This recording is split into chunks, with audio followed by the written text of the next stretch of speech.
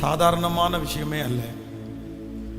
நீ நினச்சி பாருங்களேன், யாராவது ஒருத்தருடைய வீட்டில் போய் நீங்கள் குடியிருந்து அவங்க வந்து ஒரு வருஷம் நம்மளை பார்த்துக்கும் போது சலிக்காமல் நம்மளை பார்த்துக்குருவாங்களா?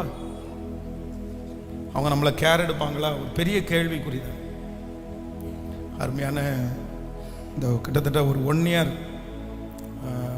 ஒரு 10 டேஸுக்காக தான் கோயம்புத்தூரில் வெஸ்லி அவருடைய வீட்டில் ஒரு 10 நாளைக்காக தான் நான் வந்தேன். என்னை ரொம்ப நாள் வச்சு பாருங்கன்னு நான் அவங்கள்ட்ட சொல்லலை. ஒரு 10 டேஸ் வந்து உங்கள் வீட்டில் என்னை வச்சு பாருங்கள். எனக்கு எங்கேயுமே போக்கிடம் இல்லை, நான் ரொம்ப ஸ்ட்ரெஸ்ஸாக இருக்கிறேன். நான் இங்கே பைபிள் காலேஜை நம்பி நான் வந்தேன், பட் அங்கே வந்து இப்போது இருக்க முடியாதுன்னு சொல்கிறாங்க. அதனால் ஒரு 10 நாள் வந்து என்னை வச்சு பாருங்க அப்படின்னு அவங்கள்ட்ட சொன்னேன். ஆனால் அவங்க வந்து என் மேலே வச்ச அன்பு, அவங்க என்னை பார்த்துக்கிட்ட விதம், ஒரு ஊழியக்காரனுக்கு நம்ம சேவை செய்கிறோன்னு சொல்லி அவங்க நினச்சி செஞ்ச அந்த அன்பை வந்து உண்மையிலே மறக்கவே முடியாது. அவ்வளோ. அதனால தான் திரும்ப அவங்க வீட்டில் அப்படியே கண்டினியூ பண்ணேன். ஆனால் ஒரு நாள் வந்து திடீர்னு எனக்கு ரொம்ப நெஞ்சு வலி ஆரம்பிச்சிச்சு. ஸோ நெஞ்சு வலி அப்படின்னு சொல்கிறது வந்து அவ்வளோ ஒரு பயங்கரமான வியாதி. அது எல்லாரும் பயப்படுத்தும் அப்படின்றது எனக்கு தெரில. ஒருவேளை அப்படி வந்து பயப்படுத்துகிற வியாதி அப்படின்னு தெரிஞ்சிருந்துன்னா அந்த நெஞ்சு வலியை நான் வெளியே சொல்லியிருக்கவே மாட்டேன். எனக்கு நெஞ்சு வலிக்குதுன்னே சொல்லியிருக்க மாட்டேன். எனக்கு நெஞ்சு வலி இவ்வளோ பெரிய பிரச்சனை அப்படின்னு தெரில. நானும் வந்து இந்த ரொம்ப அதிகமாக நெஞ்சு வலிக்கிறதுனால இந்த மாதிரி எனக்கு ரொம்ப நெஞ்சு வலிக்குது அப்படின்னு அப்பாட்ட சொன்ன உடனே அவர் திரும்பவும் வச்சு கொஞ்சம் தண்ணியை குடித்து சரி படுக்க வச்சுட்டு சரியாயிரும் ஒன்றும் இல்லை அப்படின்னு அவர் ஜெபம் பண்ணாங்க. அப்புறம் அம்மா ஜெபம் பண்ணாங்க. ஆனால் நெஞ்சு வலி வந்து நிற்கவே இல்லை. உடனே வந்து அவங்க வந்து இந்த கண்ணப்ப நகரில் ராமகிருஷ்ணா கிளினிக் இருக்குது, டாக்டர் தாமோதரன் அப்படின்ற ஒரு டாக்டர் இருக்கிறார். அப்போ அந்த டாக்டர் இடத்துல வந்து அவங்க கூட்டிகிட்டு வந்தாங்க. என்ன கூட்டிகிட்டு வந்து அந்த டாக்டர் வந்து என்ன செக் பண்ணிவிட்டு ஒன்றும் இல்லை காரமாக ஏதாவது சாப்பிட்டீங்களா அப்படின்னு கேட்டார். ஆமாம் அப்படின்னு சொன்னோம். சரி, அதனால தான் இந்த நெஞ்சு வலி, வேறு எதுனாலையும் இல்லை, நீங்கள் ஒன்றும் இல்லை, பிரச்சனையே இல்லை அப்படின்னு சொல்லிவிட்டு என்னை வெளியே அனுப்பிட்டார். அப்போ நான் என்ன வெளியே நிற்க சொல்லிட்டு வந்து அம்மா அப்பா 2 பேருமே வெஸ்லியாவும் அம்மாவும் ஒரு நாள் கூட டாக்டர் இடத்துல வந்து அவங்க என்னை வெளியே விட்டுட்டு அவங்க டாக்டர்கிட்ட ஒரு நாள் கூட பேசினதில்லை.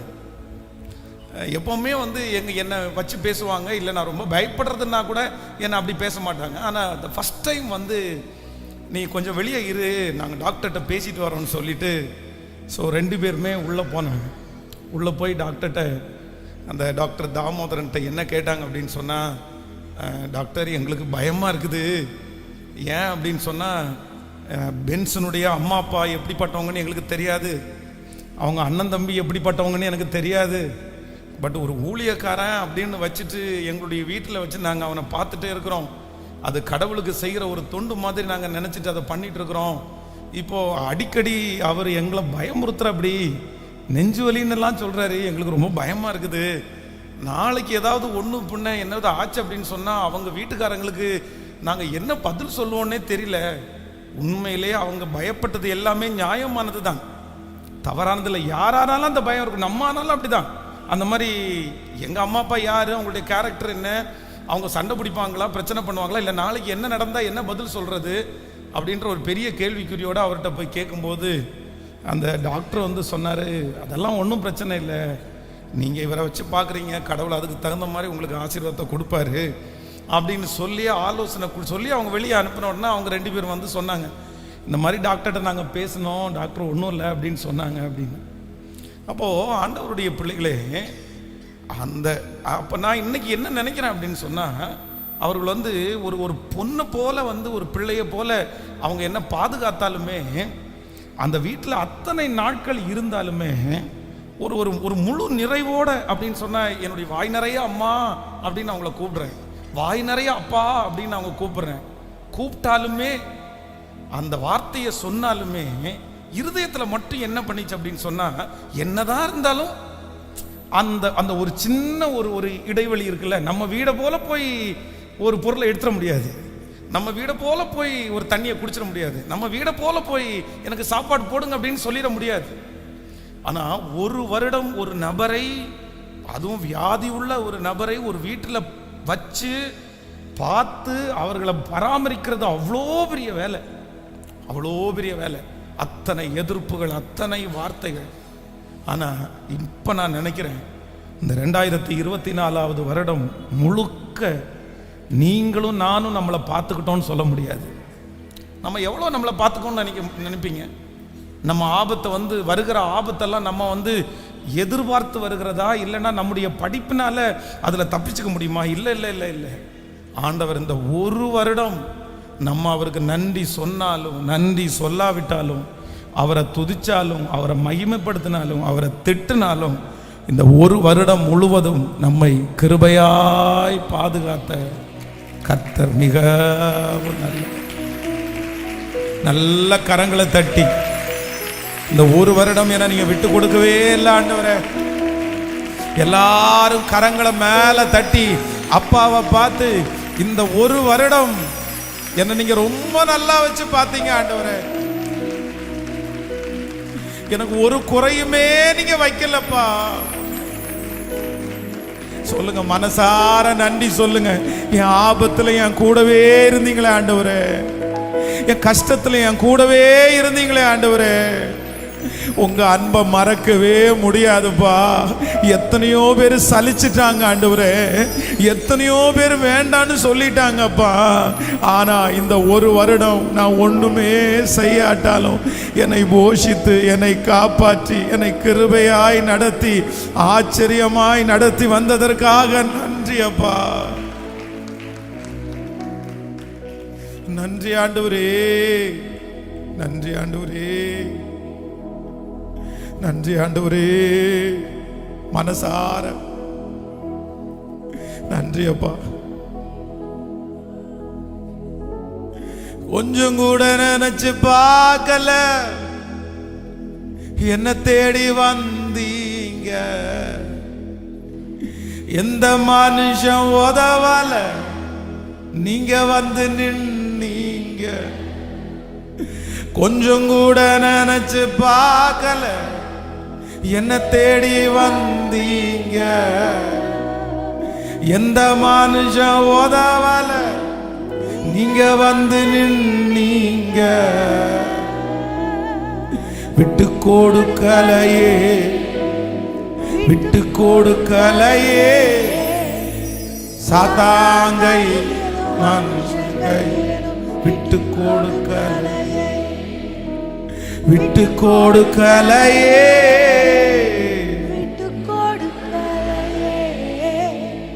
சாத்தாங்கையிலும் மனுஷங்கையிலும் விட்டு கொடுக்கலையே.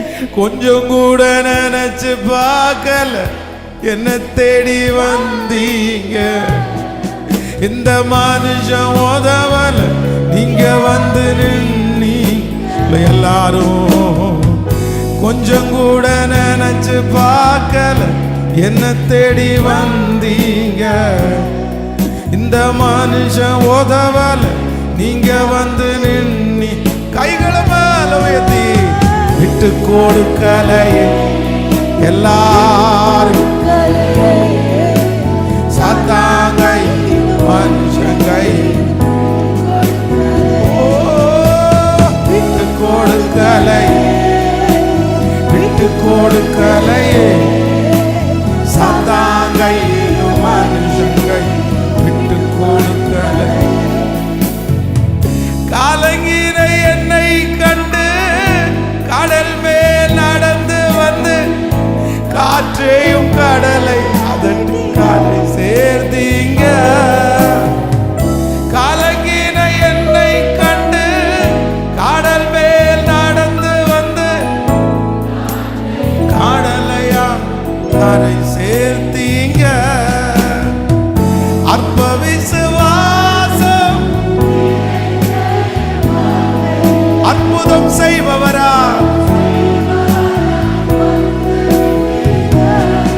என்ன ஆற்றி தேற்றி அரவணைச்சீங்க. நல்ல தகப்பனாக தூக்கி சுமந்தீங்க. எல்லாரும் சொல்லு, என்னை ஆற்றி தேற்றி அரவணைச்சீங்க. நல்ல தகப்பனாக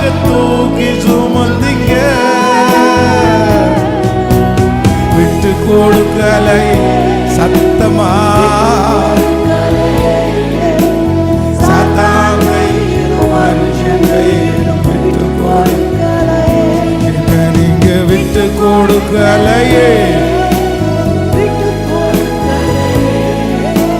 சாத்தான் கையிலும் மனுஷன் கையிலும் விட்டு கொடுக்கலையே. கல்லெறியும் மனிதர் முன்பு காரைவட்ட வாழ்வை கண்டு கல்லறிய விடாம என்ன, கல்லறியும் மனிதர் முன்பு காரைவட்ட வாழ்வை கண்டு கல்லறிய விடாம காத்துக்கு பாவம் நிறைந்த இருளான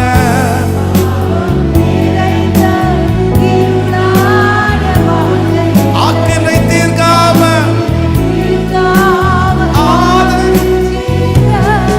என்னை ஆற்றி தேற்றி அரவணைச்சீங்க. நல்ல தகப்பனாக தூக்கி சுமந்தீங்க. எல்லாரும் சொல்லுவோம், என்னை ஆற்றி தேற்றி நல்ல தகப்பனா தூக்கி சுமந்தீங்க. ஐய மேல விட்டு கொடுங்க. எஸ், உங்க சத்தாப்படியே நன்றி உள்ள இருதயத்தோட சொல்லுங்க. ஒன்னியர் ஒரு வருஷம் கிருபையாய் நீங்க விட்டு கொடுக்கல.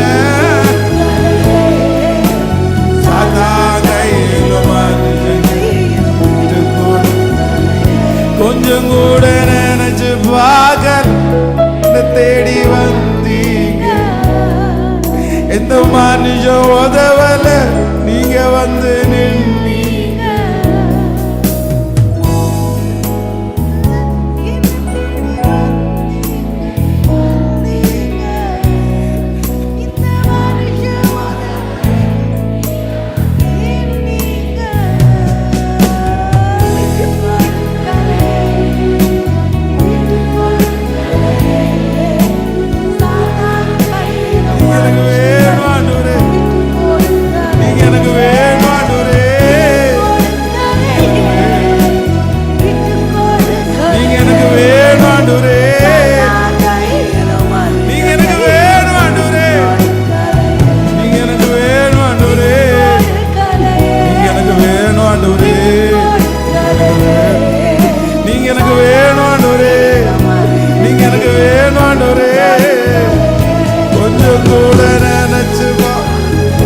என்ன தேடி வந்தீங்க,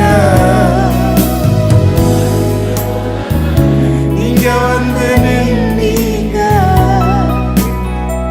கொஞ்சம் கூட நினைச்சு பார்க்கல, தேடி வந்தீங்க. எந்த மனுஷன் உதவல, நீங்க வந்து நின்னீங்க. விட்டு கொடுக்கலையே.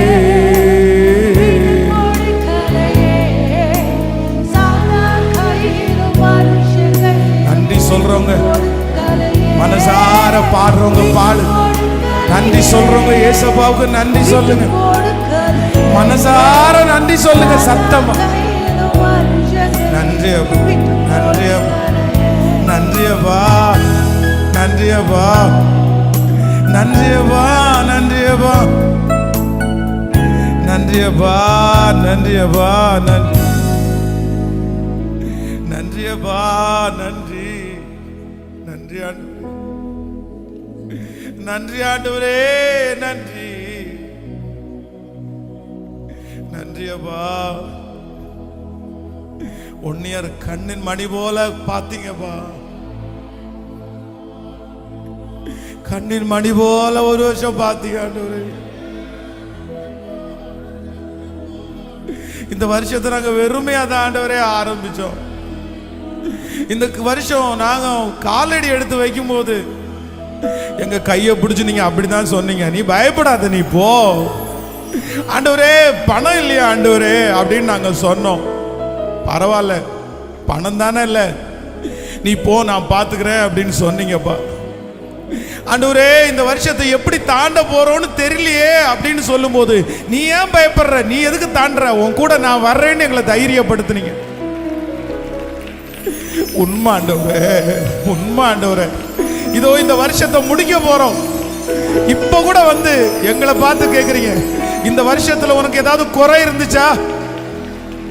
சாப்பாட்டுக்கு குறை இருந்துச்சா?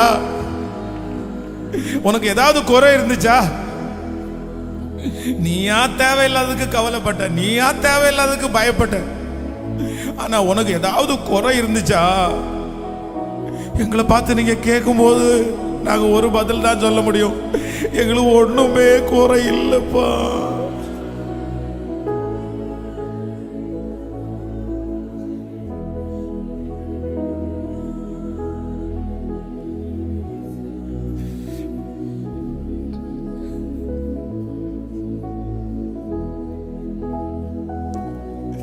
நீங்க எங்களை கைவிட்டுருக்கணும்னா என்னைக்கோ கைவிட்டுருக்கலாமே ஆண்டவரே.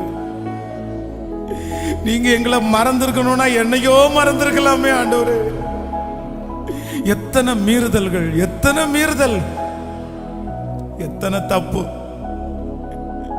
ஆனா நீங்க இது மட்டும் உலகத்துல இருக்கிற யாருக்காவது தெரிஞ்சிருந்தா ஒரு பெரிய கல்லை தூக்கி வீசிலடிச்சு எங்களை கொண்டிருப்பாங்களேப்பா. கல்லெறியும் மனிதர் முன்பு கரைப்பட்ட வாழ்வை கண்டு கல்லெறிய விடாம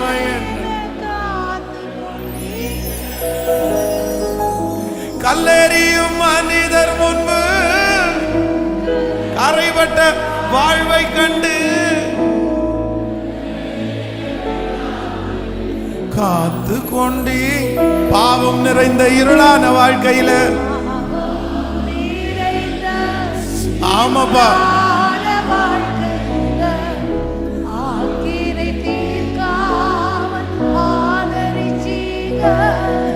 என்னை ஆற்றி தேற்றி அரவணைச்சி நல்ல தகப்பனாக தூக்கி.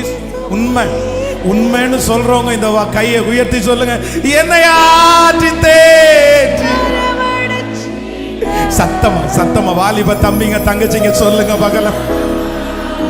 இன்னும் இன்னும் முழு பலத்தோடு என்னை ஆற்றி தேற்றி அரவணைச்சீங்க.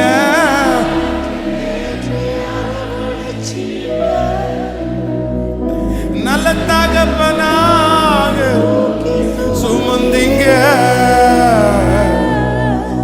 விட்டு கொடுக்கலையே, விட்டு கொடுக்கலையே.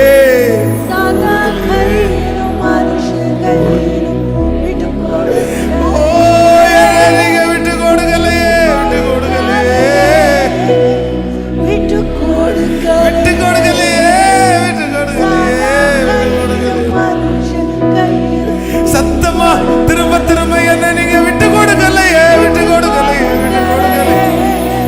சத்தமா சத்தமா சத்தமா. அவருடைய பிரசன்னம், அவருடைய மகிமை ஒவ்வொருவர் மேலும் ஒவ்வொருவர் மேலும். நன்றியப்பா, நன்றியப்பா, நன்றியப்பா. நீங்க வேணாண்டவரே. 2025வது வருஷம் உங்களோட தான். என் பயணம் உங்களோட தான். என் ஆரம்பம் உங்களோட தான்ப்பா. என் முடிவு உங்களோட தான்ப்பா. நீங்க மட்டும் கூட வந்தா போதும் ஆண்டவரே. நீங்க கையை பிடிச்சா போதும் ஆண்டவரே. நீங்க விட்டு கொடுக்காம இருந்தா போதும் ஆண்டவரே. நீங்க என் கூட வரணும். நீங்க எனக்கு வேணும். விட்டு கொடுக்கலையே, விட்டு கொடுக்கலையே, விட்டு கொடுக்கலையே, விட்டு கொடுக்கலையே.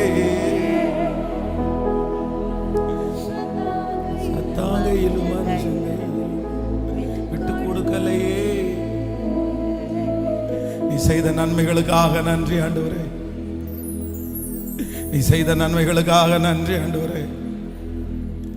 நீங்க செய்த நன்மைகளுக்காக நன்றி ஆண்டவரே. நீ செய்த நன்மைகளுக்காக நன்றி ஆண்டவரே. நீ செய்த நன்மைகளுக்காக நன்றி ஆண்டவரே. ஜீசஸ், நீ செய்த நன்மைகளுக்காக நன்றி அப்பா. செய்த நன்மைகளுக்காக நன்றி ஆண்டவரே. நீ செய்த நன்மைகளுக்காக நன்றி ஆண்டவரே. 2024ல நீங்க எங்க கூட இருந்ததற்காக நன்றி ஆண்டவரே.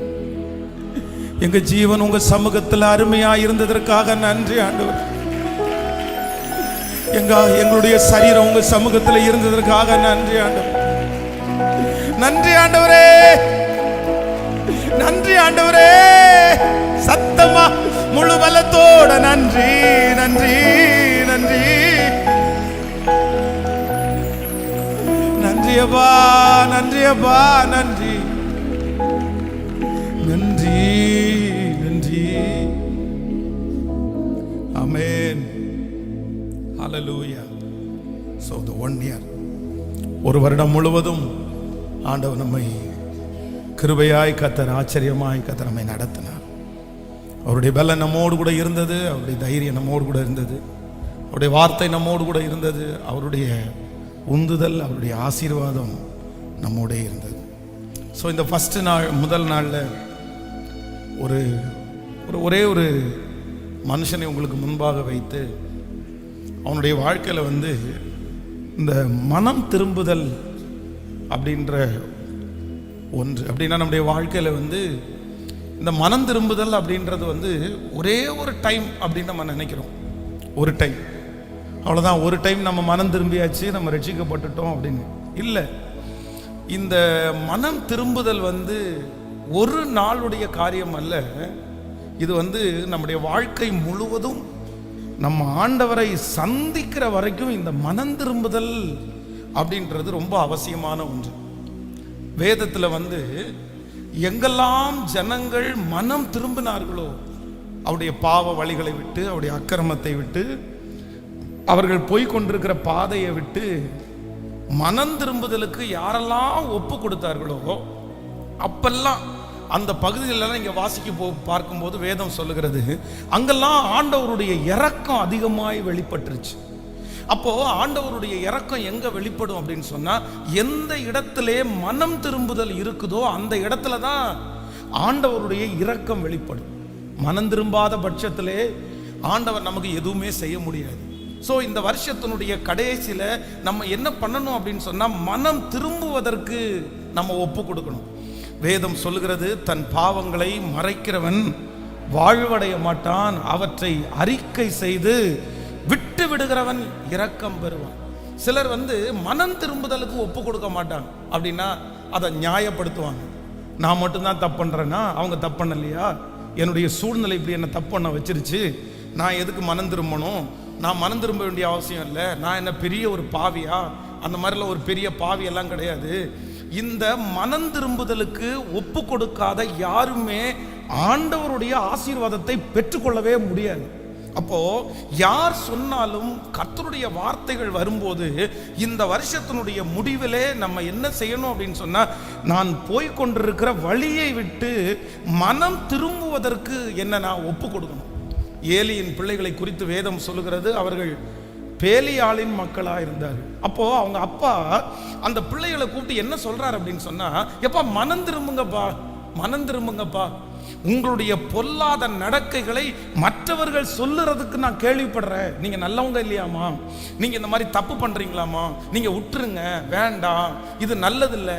கர்த்தருக்கு விரோதமாய் ஒருவன் பாவம் செய்தால் அவர்களுக்காக நியாயம் தீர்க்கிறதற்கு யார் இருக்கா? மனுஷனுக்கு விரோதமாய் மனுஷன் பாவம் செய்தால் நியாயாதிபதிகள் அவனுக்காக வழக்காடுவார்கள். ஒருவன் கர்த்தருக்கு விரோதமாய் பாவம் செய்தால் அவர்களுக்காக வழக்காடுவார்கள் யார்? என் மக்களே, இப்படி பண்ணாதீங்க, இது வேண்டாம் அப்படின்னு ஏலி தன்னுடைய பிள்ளைகளை பார்த்து சொல்லுவாரு. வேண்டாம் அப்படின்னு சொன்னா, இந்த பிள்ளைகளுக்கு என்ன அப்படின்னு சொன்னா, மனம் திரும்புவதற்கு அவர்களுக்கு விருப்பமே இல்லை. இல்லை, நாங்கள் அப்படிதான் போவோம். என்ன அப்படி சொல்கிறீங்க? உங்களுக்கு வயசாச்சு, நீங்கள் கிழவன், நீங்கள் அமைதியாக ஒரு இடத்துல இருக்க வேண்டியது தானே, நீங்கள் எதுக்கு கத்திட்டு உட்காந்துருக்கிறீங்க? உங்களுக்கு ஒன்றுமே தெரியாது, உங்களுக்கு படிப்பறிவே இல்லை, நீங்கள் எல்லாம் 10 வருஷத்துக்கு முன்னாடி இருக்கிறீங்க, நீங்கள் எல்லாம் 20 வருஷத்துக்கு முன்னாடி இருக்கிறீங்க, நீங்கள் எல்லாம் எங்களுக்கு எந்த ஆலோசனையும் சொல்ல வேண்டாம், எங்கள் வாழ்க்கையை நடத்திக்கிறதுக்கு எங்களுக்கு தெரியும், நான் எப்படி போகிறேன்னு எனக்கு தெரியும், இதெல்லாம் பண்ணாமல் ஒரு மனுஷன் இருக்க முடியுமா? இதெல்லாம் வாழ்க்கையில் சகஜமான ஒன்று, இதெல்லாம் எல்லாருமே நடக்கிறது தான், கடவுள் என்ன பெரிய கொடுமையாளரா?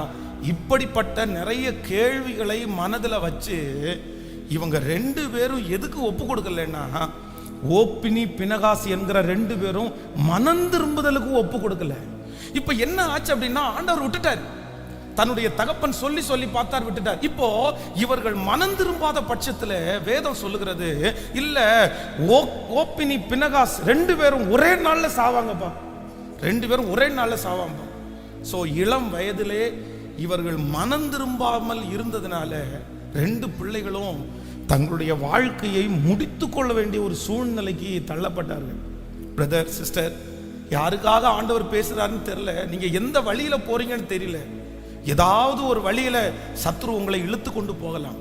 ஆனா கர்த்தர் உங்களை மனம் திரும்புவதற்காக பல விஷயம் உங்கள்கிட்ட பேசிட்டே இருந்து நீங்க நிறைய பேர் எல்லாத்துக்குமே ஒப்பு கொடுக்கலாம். ஆனா அந்த வழியை குறித்து நீங்க ஒருவேளை நீங்க நியாயப்படுத்தலாம். நான் அதுல மாற மாட்டேன், நான் அதுல திருந்த மாட்டேன், நான் அதை விட்டு வெளியே வர மாட்டேன், அது ஒன்றும் தப்பு கிடையாது, அது எல்லாருமே பண்றதுதான், எல்லாருமே செய்யறதான். உங்களை நியாயப்படுத்தி கொண்டு நீங்கள் அதிலிருந்து மனம் திரும்பாவிட்டால் நிச்சயமா சொல்ற, அடுத்த வருஷத்துக்குள்ள காலடி எடுத்து வைக்கும் போது கர்த்தர் எதை குறித்து உங்கள்கிட்ட பேசுறாருன்னு தெரியல. ஒருவேளை கோபமா இருக்கலாம், அசுத்தமா இருக்கலாம், ஒரு விபச்சார பாவமா இருக்கலாம், இல்லைன்னா கள்ள காரியங்களா இருக்கலாம், ஒரு திருட்டா இருக்கலாம். ஆண்டவருக்கு பிரியம் இல்லாத எந்த காரியமா இருந்தாலும் ஆண்டவருடைய இரக்கம் நமக்கு எப்ப கிடைக்கும் அப்படின்னு சொன்னா, நீங்கள் மனம் திரும்பும் போதுதான் நமக்கு என்ன கிடைக்கும்னா கர்த்தரிடத்திலிருந்து இரக்கம் கிடைக்கும். இதற்கு பூசி முழுகிறதெல்லாம் ஒண்ணுமே இல்லை. இதற்கு யாருமே சாயம் போட முடியாது. இதுக்கு யாருமே மனம் திரும்பாத ஒரு மனுஷனுக்கு ஜெபம் பண்ண முடியாது. ஒருவேளை அவர்கள் ஜெபம் பண்ணி காப்பாத்துறேன், நான் ஜெபம் பண்ணி உன்னை காப்பாத்துவேன், அவர்கள் ஜெபம் பண்ணி உங்களை காப்பாற்ற முடியாது. ஏலியினுடைய பிள்ளைகள் வேதம் சொல்லுகிறது தகப்பனார் ஆசாரியன் தான், ஆனா ஆசாரியனாலே தன்னுடைய பிள்ளைகளை காப்பாற்ற முடியல. காரணம் என்னன்னா அந்த பிள்ளைங்க மனம் திரும்பல. மனம் திரும்பாத ஒரு மனுஷனை யாருடைய ஜெபமும் காப்பாற்ற முடியாது, ஜெபம் பண்ணி காப்பாற்ற முடியாது. அதனால இன்றைக்கு இந்த ஃபர்ஸ்ட் டே உங்களுடைய பாவங்களை விட்டு நீங்க என்ன பண்ணுங்க அப்படின்னு சொன்னா, ஆண்டவரே நான் மனம் திரும்புறேன். இளைய குமாரன் தன் தகப்பனை விட்டு தூர தேசத்திற்கு போய் எல்லாவற்றையும் இழந்துட்டான். ஆனா என்னைக்கு அவனுக்கு ஆறுதல் வந்துச்சு, என்னைக்கு அவன் இழந்து போது திரும்ப வந்துச்சுன்னா, என்னைக்கு தான் மனம் திரும்புறதுக்கு ஒப்பு கொடுத்தானோ, ஐயோ நான் செஞ்சது தவறு, நான் இப்படி பண்ணியிருக்க கூடாது, அவங்க இப்படி செஞ்சாலும் நான் இப்படி பண்ணியிருக்க கூடாது, நான் எதுக்கு இப்படி பண்ணினேன். நான் நிறைய பேர் கிறிஸ்தவர்களா இருக்கிறதுனால அல்ல, மனம் திரும்புறதுனால தான் உங்களுக்கு ரட்சிப்பு உண்டாகும். அம்மா கிறிஸ்தவர்களா இருந்தவன ரட்சிப்பு உண்டாகாது, அப்பா கிறிஸ்தவங்களா இருந்தவன ரட்சிப்பு வந்துடாது. 25 வருஷம் கண்டினியூவா பைபிளை தூக்கிட்டு சர்ச்சுக்கு போறதுனால நமக்கு வெற்றி வந்துடாது. எப்போ ஒரு மனுஷனை ஆண்டவர் தொடுவார், எப்போ ஒரு மனுஷனை ஆண்டவர் நேசிப்பார், எப்போ ஒரு மனுஷனை கர்த்தருடைய கண்கள் காணும் என்றால் அந்த மனுஷன் மனம் திரும்பினதற்கு பிற்பாடுதான் அந்த மனுஷனை ஆண்டவர் பார்க்க முடியும். மனம் திரும்புறதுக்கு ஆண்டவர் விருப்பப்படுறார். அப்போ வேதத்தில் ஒரு மனுஷனை நான் இன்னைக்கு தியானித்தேன். இன்னைக்கு தான் இப்போ தான் வந்தேன், கொஞ்சம் ஒரு 4 o'clock தான் நான் சென்னையிலேருந்து வந்தேன். இன்னைக்கு காலையில் சென்னையில் ஒரு மீட்டிங் இருந்துச்சு. அப்போ இந்த ஒரு மனுஷனை குறித்து வேதத்தில் வாசிக்கும் போது, ஒரு மனிதன் மனம் திரும்பாததுனால அவனுக்கு வந்த விளைவுகளை குறித்து நான் வாசித்தேன். அது எனக்கு ரொம்ப வருத்தமாக இருந்துச்சு. அப்படின்னா ஆண்டவர் நிறைய டைம் எச்சரிக்கிறார். நம்ம இன்னைக்கு யாரை பார்க்க போறோம் அப்படின்னு சொன்னா, கர்த்தர் முதலிலே அபிஷேகம் பண்ணின சவுல் ராஜாவை குறித்து நம்ம வாசிக்க போறோம். இந்த சவுல் ராஜாவை குறித்து உங்களுக்கு எல்லாருக்கும் தெரியும். இவன் என்ன தேட போறான் அப்படின்னு சொன்னா, கழுதையை, காணாமற் போன கழுதையை தேடி போறான். பாருங்களேன், அப்படியா அந்த ராஜாவாக அவனை அபிஷேகம் பண்றேன் அப்படின்னு சொல்லும்போது இந்த சவுல் என்ன சொல்றார் அப்படின்னு சொன்னா, பென்யமீன் கோத்திரத்திலே என்னுடைய கோத்திரம். நீங்கள் 1 சாமுவேலின் புஸ்தகம் 9ஆம் அதிகாரத்தினுடைய 1வது வசனத்தை வாசிப்பீர்கள். பென்யமீன் கோத்திரத்திலே கீஸ் என்னும் பேருள்ள மகா பராக்கிரமசாலியான ஒரு மனுஷன் இருந்தான். அவன் பென்யமீன் கோத்திரனாகிய அபியாவின் மகனான பேகோரத்துக்கு பிறந்த சேரோரின் புத்திரனாகிய அபியேலின் குமாரன். அடுத்த 2வது வசனத்தை வாசிக்கலாம். அவனுக்கு சவுல் என்னும் பேருள்ள சௌந்தரியமான வாலிபனாகிய ஒரு குமாரன் இருந்தான். இஸ்ரவேல் புத்திரரில் அவனை பார்க்கிலும் சௌந்தரியவான் இல்லை. எல்லா ஜனங்களும் அவன் தோளுக்கு கீழ் இருக்கத்தக்கதாய் உயரம் உள்ளவனாய் இருந்தான். சவுலின் தகப்பனாகிய கீசுனுடைய கழுதைகள் காணாம போயிற்று. ஆகையால் கீஸ் தன் குமாரனாகிய சவுலை நோக்கி, நீ வேலைக்காரரில் ஒருவனை கூட்டிக் கொண்டு கழுதையை தேட புறப்பட்டு போ என்றான். கவனிங்க, தன்னுடைய மகனை தன்னுடைய தகப்பனார் எதற்கு அனுப்பி விடுறார் அப்படின்னு சொன்னா, காணாமல் போன தன்னுடைய கழுதையை தேடுவதற்காக அனுப்பி விடுறார். அப்போ ஒரு கழுதை தன்னுடைய வீட்டில் காணாம போன உடனே அந்த கழுதை காணாம போனா பரவாயில்ல அப்படின்னு சொல்ற அளவுக்கு அந்த குடும்பம் இல்லை. அந்த குடும்பம் அவ்வளோ கீழே இருக்குது. அந்த கழுதைக்காக அந்த குடும்பம் பரிதபிக்கிற நிலைமையில தான் அந்த குடும்பம் இருக்குது. அதே வசனத்தை தான் வேதம் சொல்லுகிறது. அவனை அபிஷேகம் பண்ணும்போது என்ன சொல்றாருன்னா, பென்யமீன் கோத்திரத்தில் என்னுடைய கோத்திரம் மிகவும் சிறிய, அப்படி ஒண்ணுமே இல்லாத ஒரு குடும்பத்திலிருந்து கர்த்தர் சவுலை ராஜாவாக ஆண்டவர் தெரிந்து கொள்ளுகிறார். அவனுக்கு கிருபைகள் எல்லாம் ஆண்டவர் கொடுத்தார். ஆண்டவர் அவனை அங்கீகரித்தார். கர்த்தர் அவனை ஆசீர்வதித்தார். கர்த்தர் அவனுக்கு பலன் கொடுத்தார். ஆனா இவனுடைய வாழ்க்கை என்னன்னா, இவனுடைய ஆரம்பத்தை போல அவனுடைய வாழ்க்கை அவன் கொண்டு போகாம இடையில தடுமாறிட்டான். நிறைய இடத்துல கீழ்ப்படியாம போயிட்டான். அவனுக்கு மனம் திரும்புவதற்காக ஆண்டவர் நிறைய வாய்ப்புகளை கர்த்தர் கொடுக்கிறார். இல்ல, நீ போயிட்டு இருக்கிறது தவறு, நீ இப்படி பண்ணக்கூடாது, நீ இப்படி கீழ்ப்படியாம இருக்கிற, இது தண்டனைக்குரிய குற்றம், எத்தனையோ சொன்னதுக்கு பிற்பாடும் இந்த சவுல் என்ன பண்ணலைன்னா, மனம் திரும்புவதற்கு தன்னை ஒப்பு கொடுக்கல. இதனுடைய விளைவை குறித்து நீங்க வாசிங்க. நம்பர் 1, முதலாவதாக வாசிக்கலாமா? ஒரு வசனத்தை வாசிக்கலாம். நீங்கள் 1 சாமுவேலின் புஸ்தகம் 16ஆம் அதிகாரத்தை குழந்தை அங்கே எடுத்து 1 சாமுவேலின் புஸ்தகம் 16ஆம் அதிகாரத்தினுடைய 14, 15, 16வது வசனத்தை வாசிக்கலாமா? கர்த்தருடைய ஆவி சவுலை விட்டு நீங்கினார். கர்த்தரால் விடப்பட்ட ஒரு பொல்லாத ஆவி அவனை கலங்க பண்ணி கொண்டு இருந்தது. அப்பொழுது சவுலின் ஊழியக்காரர் அவனை நோக்கி, இதோ தேவனால் விடப்பட்ட பொல்லாத ஆவி உம்மை கலங்க பண்ணுகிறதே, சுரமண்டம் வாசிக்கிறதில் தேறின ஒருவனை தேடும்படி. அப்பொழுது தேவனால் விடப்பட்ட பொல்லாத ஆவி உம்மேல் இறங்குகையில் அவன் உன் கையினால் அதை வாசித்தால் உமக்கு சவுக்கியம் உண்டாகும் என்றார்கள். நல்லா கவனிச்சுங்க, என்னை எல்லாருமே கவனிங்க. கர்த்தருடைய பிள்ளைகளே, நம்ம ரொம்ப எச்சரிக்கையா இருக்கணும். சில காரியத்தை குறித்து ஆண்டவர் மனம் திரும்புவதற்கு உங்களை சொல்லும் போது நீங்க அந்த காரியத்தில் என்ன பண்ணிடணும்னா, மனம் திரும்பிடணும். வேண்டாம், இது குற்றம், நீர் பாவம் செய்கிறீர். இந்த சவுல் மனம் திரும்பாம பலி செலுத்துகிறான். மனம் திரும்பல. அப்போ ஆண்டவர் என்ன சொல்றார் அப்படின்னா, பலியை பார்க்கலும் கீழ்ப்படிதலும் ஆட்டுக்கடாக்களின் நிலத்தை பார்க்கலும் கர்த்தருக்கு பயப்படுதலே உத்தமம். இதுக்கு என்ன அர்த்தம் அப்படின்னு சொன்னா, எப்பா நீ மனம் திரும்பாம உன்னுடைய காணிக்கை எனக்கு வேண்டாம்பா.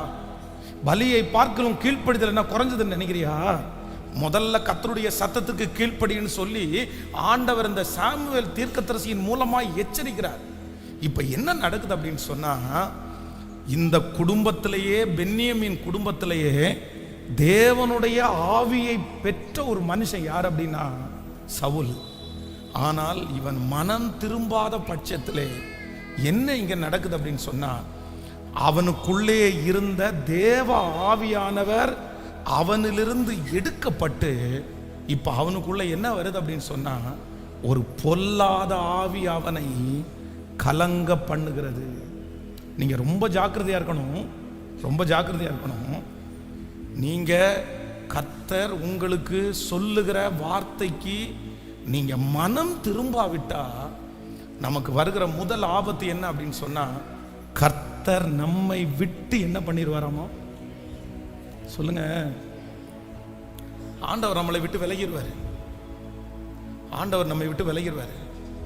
ஆண்டவர் விலகினதற்கு பிற்பாடும் 25 வருஷம் இவன் ராஜாவா தான் இருந்தான். ஆண்டவர் இவனை விட்டு விலகினதுக்கு பிற்பாடும் இவன் யுத்தத்திற்கு போனான். ஆண்டவர் இவனை விட்டு விலகினதற்கு பிற்பாடும் இவன் பலி செலுத்துறதுக்கு போனான். ஆண்டவர் இவனை விட்டு விலகினதற்கு பிற்பாடு அவனுடைய ஊழியமோ அவனுடைய ராஜ்யபாரமோ போல. ஆனா என்ன அப்படின்னு சொன்னா, உள்ளுக்குள்ளே இருக்கிற ஒரு நிறைவு இருக்கு பாருங்களேன், அந்த நிறைவு அவனை விட்டு போயிருச்சு. இன்னைக்கு இந்த ஜெபத்தில் இருக்கிற ஆண்டவருடைய பிள்ளைகளே, ஆண்டவர் இல்லாம உங்களுக்கு கோடிக்கணக்கான சொத்து கிடைச்ச பிரயோஜனம் இல்லை. ஆண்டவர் இல்லாம உங்களுக்கு கார் கிடைச்ச பிரயோஜனம் இல்லை. ஆண்டவர் இல்லாம பதவி உயர்வு கிடைச்ச பிரயோஜனம் இல்லை. ஆண்டவர் இல்லாம கணவன், ஆண்டவர் இல்லாம மனைவி நம்முடைய வாழ்க்கையில கிடைச்ச எந்த பிரயோஜனம் இல்லை. ஒரு உண்மையான தேவனுடைய பிள்ளைக்கு மிக அவசியமானது யார் அப்படின்னு சொன்னா, நான் சாகிற வரைக்கும் நீங்க என்ன விட்டு என்ன பண்ணிடக்கூடாது அப்படின்னா சொல்லுங்க.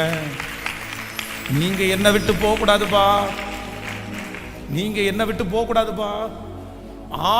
எந்த நேரத்தில் ஆண்டவர் சவுலை விட்டு போனாரோ, சவுலை விட்டு போன அடுத்த நிமிஷத்துல பிசாசு அவனுக்குள்ள வர்றதுக்கு ரெடியா இருந்தான் பாருங்களேன், ஆயத்தமா இருந்தான் பாருங்களேன்.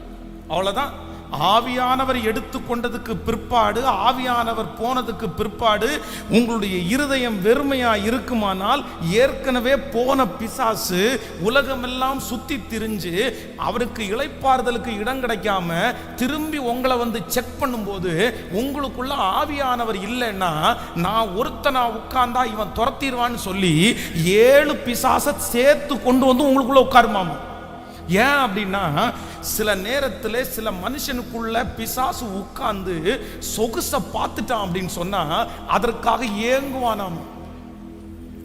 நம்மளை கண்ட்ரோல்ல வச்சு நம்மை ஆட்டி படைச்சு அவனுடைய ராஜ்யத்தை இந்த உலகத்தில் ஸ்தாபிக்கிறதுக்கு பிசாசு நம் ஆண்டவருடைய பேரை கெடுக்கிறதுக்கு நம்மளை பயன்படுத்துவான். நம்ம ரட்சிக்கப்படும் போது, நம்ம ஆண்டவருடைய தொடுதலுக்குள்ள உள்ளாகும் போது, ஆவியானவருடைய நிறைவு உங்களுக்குள்ள வரும்போது பிசாசு வெளியே போயிடும். ஆனா போன பிசாசு சும்மா இருக்காதாமா, அதுக்கு எங்கேயுமே இளைப்பாறுதல் இல்லை அப்படின்னா திரும்ப யாரை தேடும் அப்படின்னு சொன்னா உங்களை தேடுமாமா. இவன் இருக்கானா ஆண்டவருக்குள்ள? இவனுக்குள்ள ஆண்டவர் இருக்காரா? ஆண்டவர் இருக்காரா? நீங்க கர்த்தர் ஏதோ ஒன்றை சொல்லும் போது நீங்க மனம் திரும்பல அப்படின்னு சொன்னா கர்த்தர் எச்சரிச்சுட்டே இருப்பாரு, சொல்லிட்டே இருப்பாரு. கடைசியில் என்ன நடக்கும் அப்படின்னு சொன்னா, இனி இந்த இடத்துல நீங்க அவமதிச்சு வேண்டாம் வேண்டாம் வேண்டான்னு சொல்லும் போது உங்களிலிருந்து அந்த ஆண்டவர் என்ன பண்ணுவாருன்னா எடுக்கப்படுவார். நான் இங்கே இருக்க மாட்டேன். ராமநாதபுரத்தில்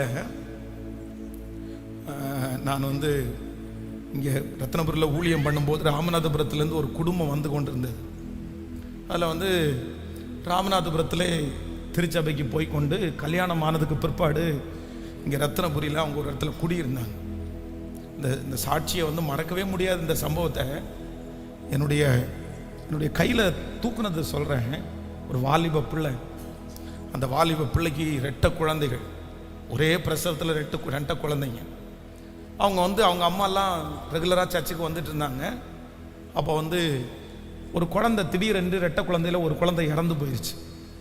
அப்போ வந்து இறந்து போன உடனே என்கிட்ட சொன்னாங்க, நான் ஜெபம் பண்ணேன். சரி நீங்கள் வீட்டுக்கு வாங்க பாஸ்டர், இன்னொரு குழந்தையும் ரொம்ப பலவீனமாக இருக்குது, நீங்கள் கொஞ்சம் வீட்டுக்கு வர முடியுமா அப்படின்னு கேட்டாங்க. சரி அப்படின்னு சொல்லிட்டு, சரி இந்த குழந்தையாவது எப்படியாவது ஆண்டவர் கொடுக்க மாட்டாரா, அதை எப்படியாவது காப்பாற்றிடணும், ஜெபம் பண்ணணும் அப்படின்னு சொல்லி அந்த வீட்டுக்கு போய் அந்த குழந்தைய வாங்கினா, அந்த குழந்தைய என்ன பண்ணாங்கன்னா ஒரு பெட்ஷீட்டை போட்டு அதுக்கு மேலே ஒரு இலை, வாழை இலையை போட்டு அந்த குழந்தைய அந்த வாழை இலைக்கு மேலே போட்டு என் கையில் கொடுத்தாங்க.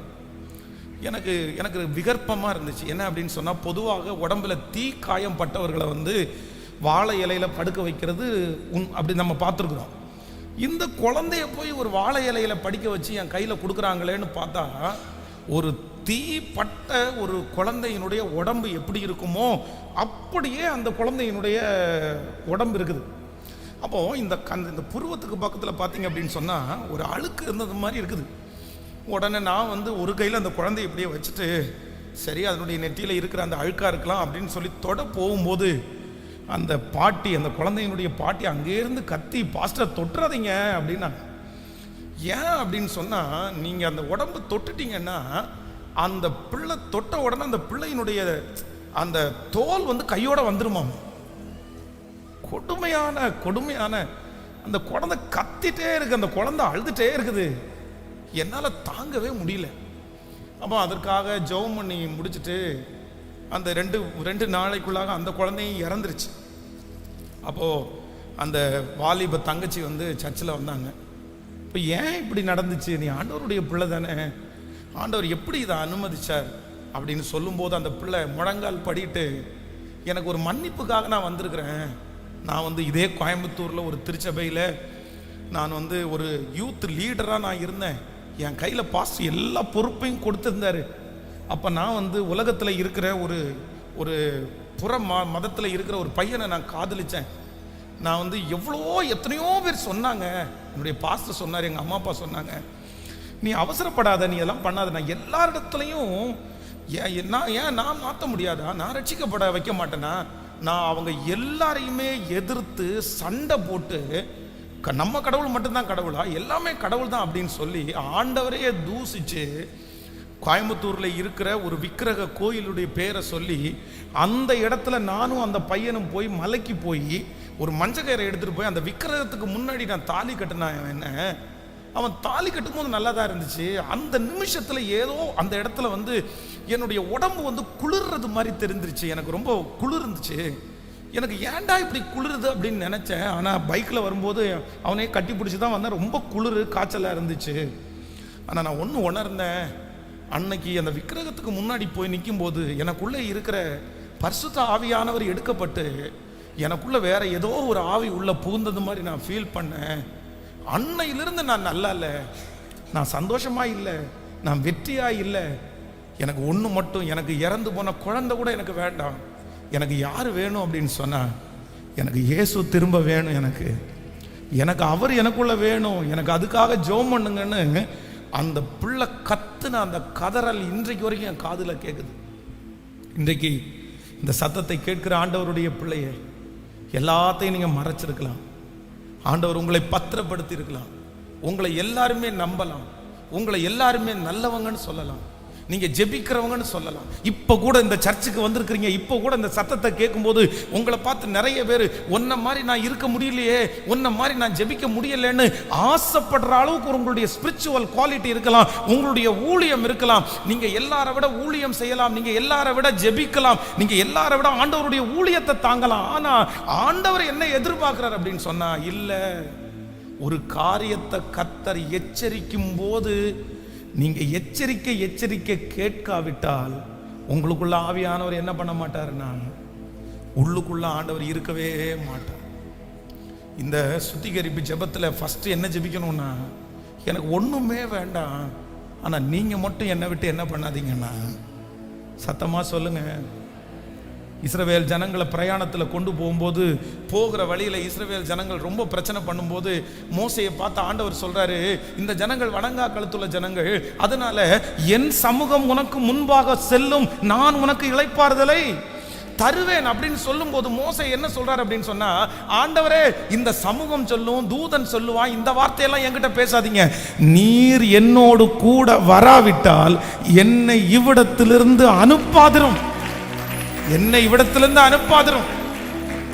இத்தனைக்கும் ஆண்டவர் சொல்றாரு, நீ போப்பா, உனக்கு ஒன்றும் பிரச்சனை இல்லை, என் சமூகம் உனக்கு முன்பாக சொல்லும், உனக்கு டென்ஷன் இல்லை, உனக்கு கவலை இல்லை, உனக்கு நான் இளைப்பாறுதல் தருவேன்.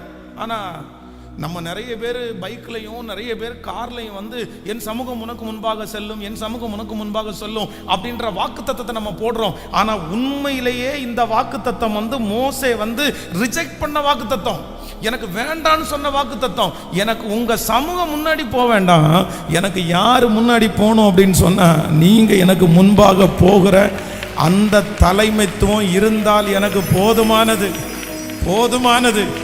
ஆண்டவரே, நீங்க இல்லாத உயர்வு எங்களுக்கு வேணாம்ப்பா, நீங்க இல்லாத ஆசீர்வாதம் எங்களுக்கு வேணாம் ஆண்டவரே, நீங்க இல்லாத புகழ்ச்சி எங்களுக்கு வேண்டாம் ஆண்டவரே, நீங்க இல்லாத தலைமைத்துவம் எங்களுக்கு வேண்டாம் ஆண்டவரே, நீங்க இல்லாத வாழ்க்கை எனக்கு வேண்டாம் ஆண்டவரே. கையை உயர்த்தி ஒவ்வொருத்தரும் சொல்லுங்க, ஆண்டவரே நீங்களே இல்லாத அந்த ஆசீர்வாதம் எனக்கு எதுக்கு, நீங்க இல்லாத அந்த பையன் எனக்கு எதுக்கு, நீங்க இல்லாத பொண்ணு எனக்கு எதுக்கு, நீங்க இல்லாத அந்த பணம் எனக்கு எதுக்கு, நீங்க இல்லாத அந்த வீடு எனக்கு எதுக்கு, எனக்கு வேண்டாம் ஆண்டவரே. ஒரு புது வருஷத்துக்குள்ள என்ன கையை பிடிச்சு நீங்க கொண்டு போறதுக்கு முன்னாடி என் கூட நீங்க இருக்கிறீங்கன்றத நிரூபிச்சிட்டீங்கன்னா போதும்.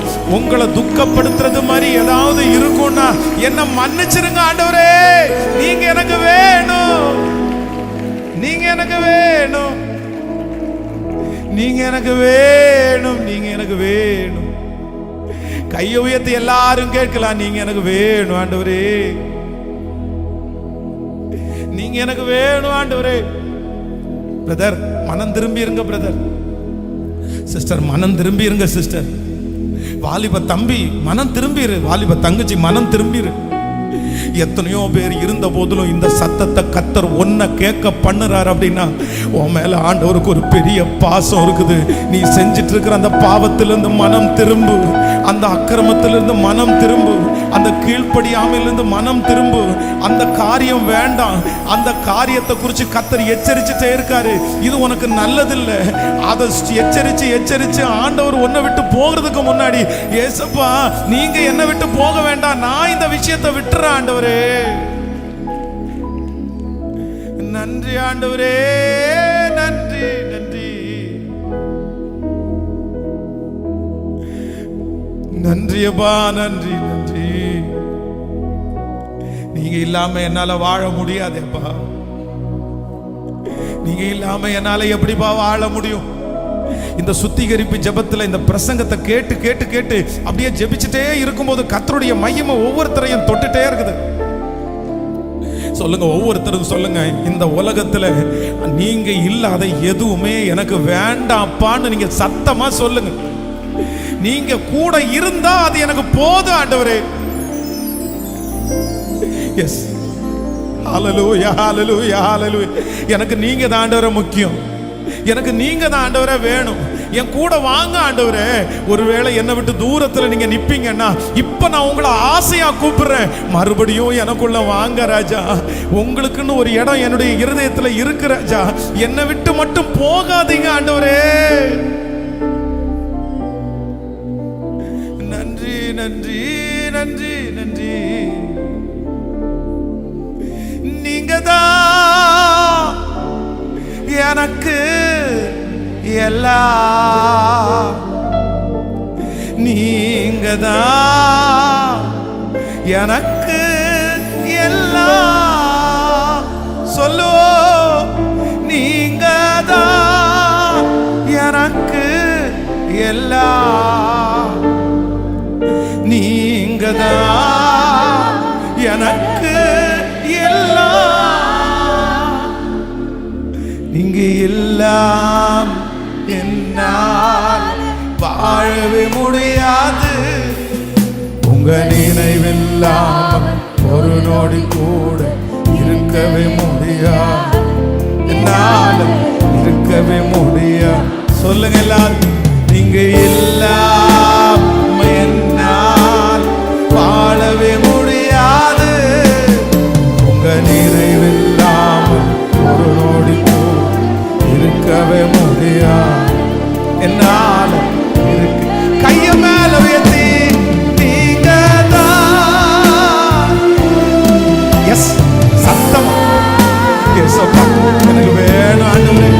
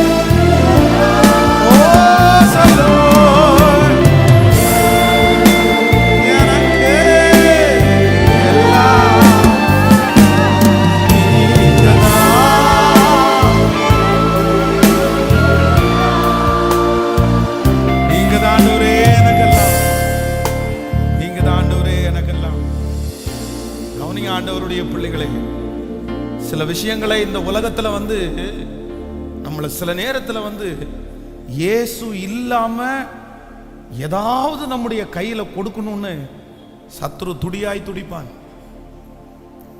ஆனா உண்மையிலே நீங்க இயேசுவை ஒதுக்கி வச்சுட்டு, இயேசு இல்லைன்னா பரவாயில்ல, இயேசு இல்லைன்னா பரவாயில்ல.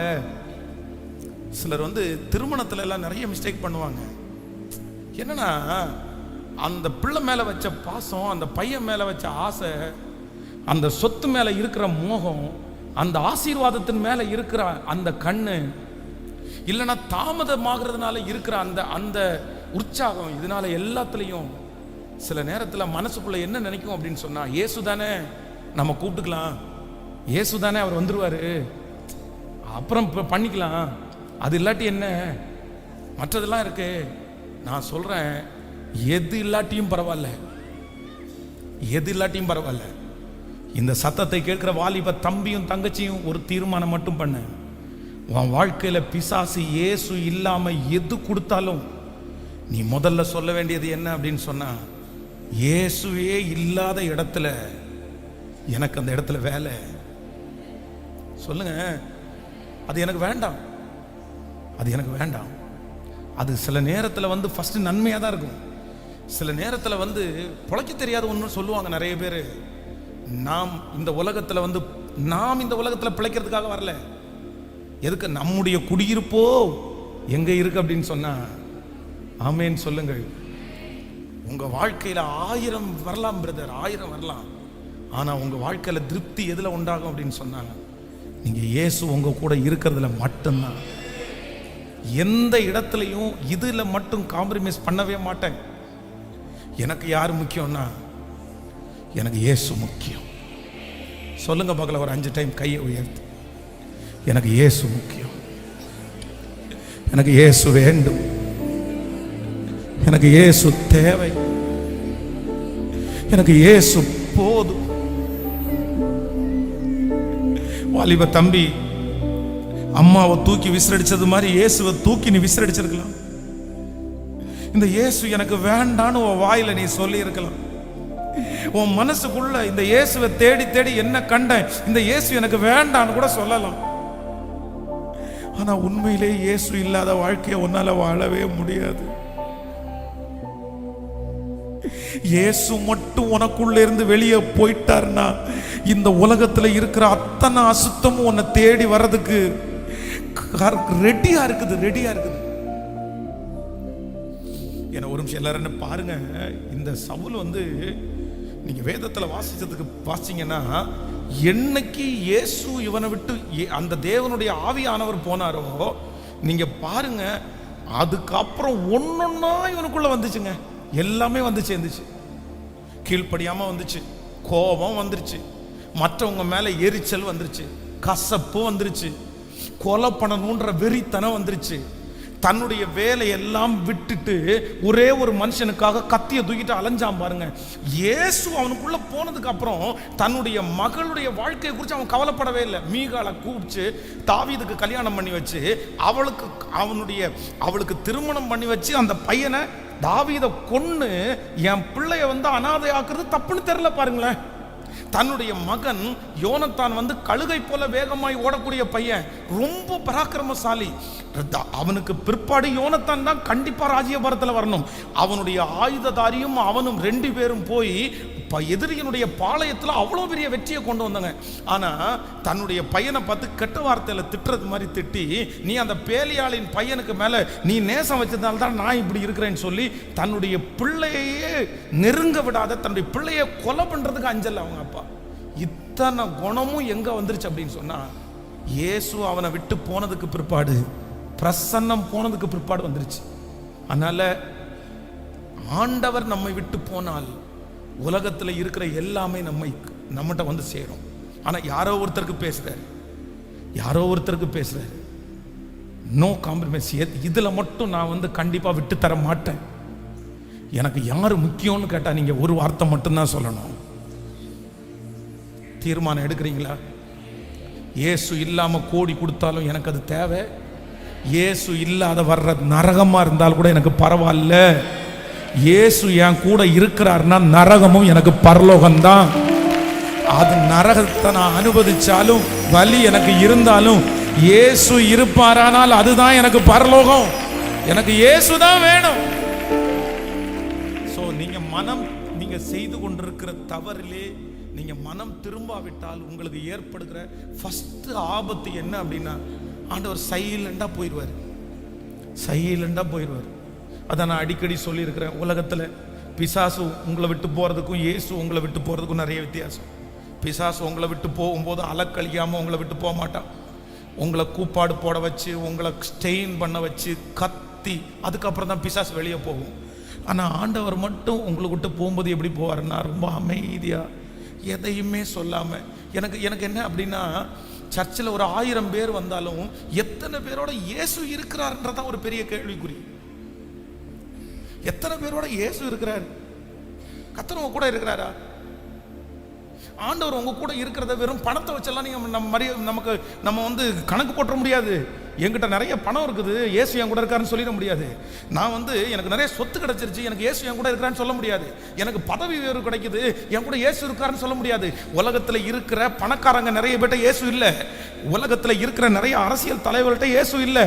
உலகத்துல இருக்கிற பெரிய படிப்பாளர் இடத்துல இயேசு இல்லை. இயேசு இருக்கிறதற்கும் அந்த ஆசீர்வாதத்திற்கும் சம்பந்தமே அது இயேசு இல்லாதவனுக்கும் கிடைக்கும்.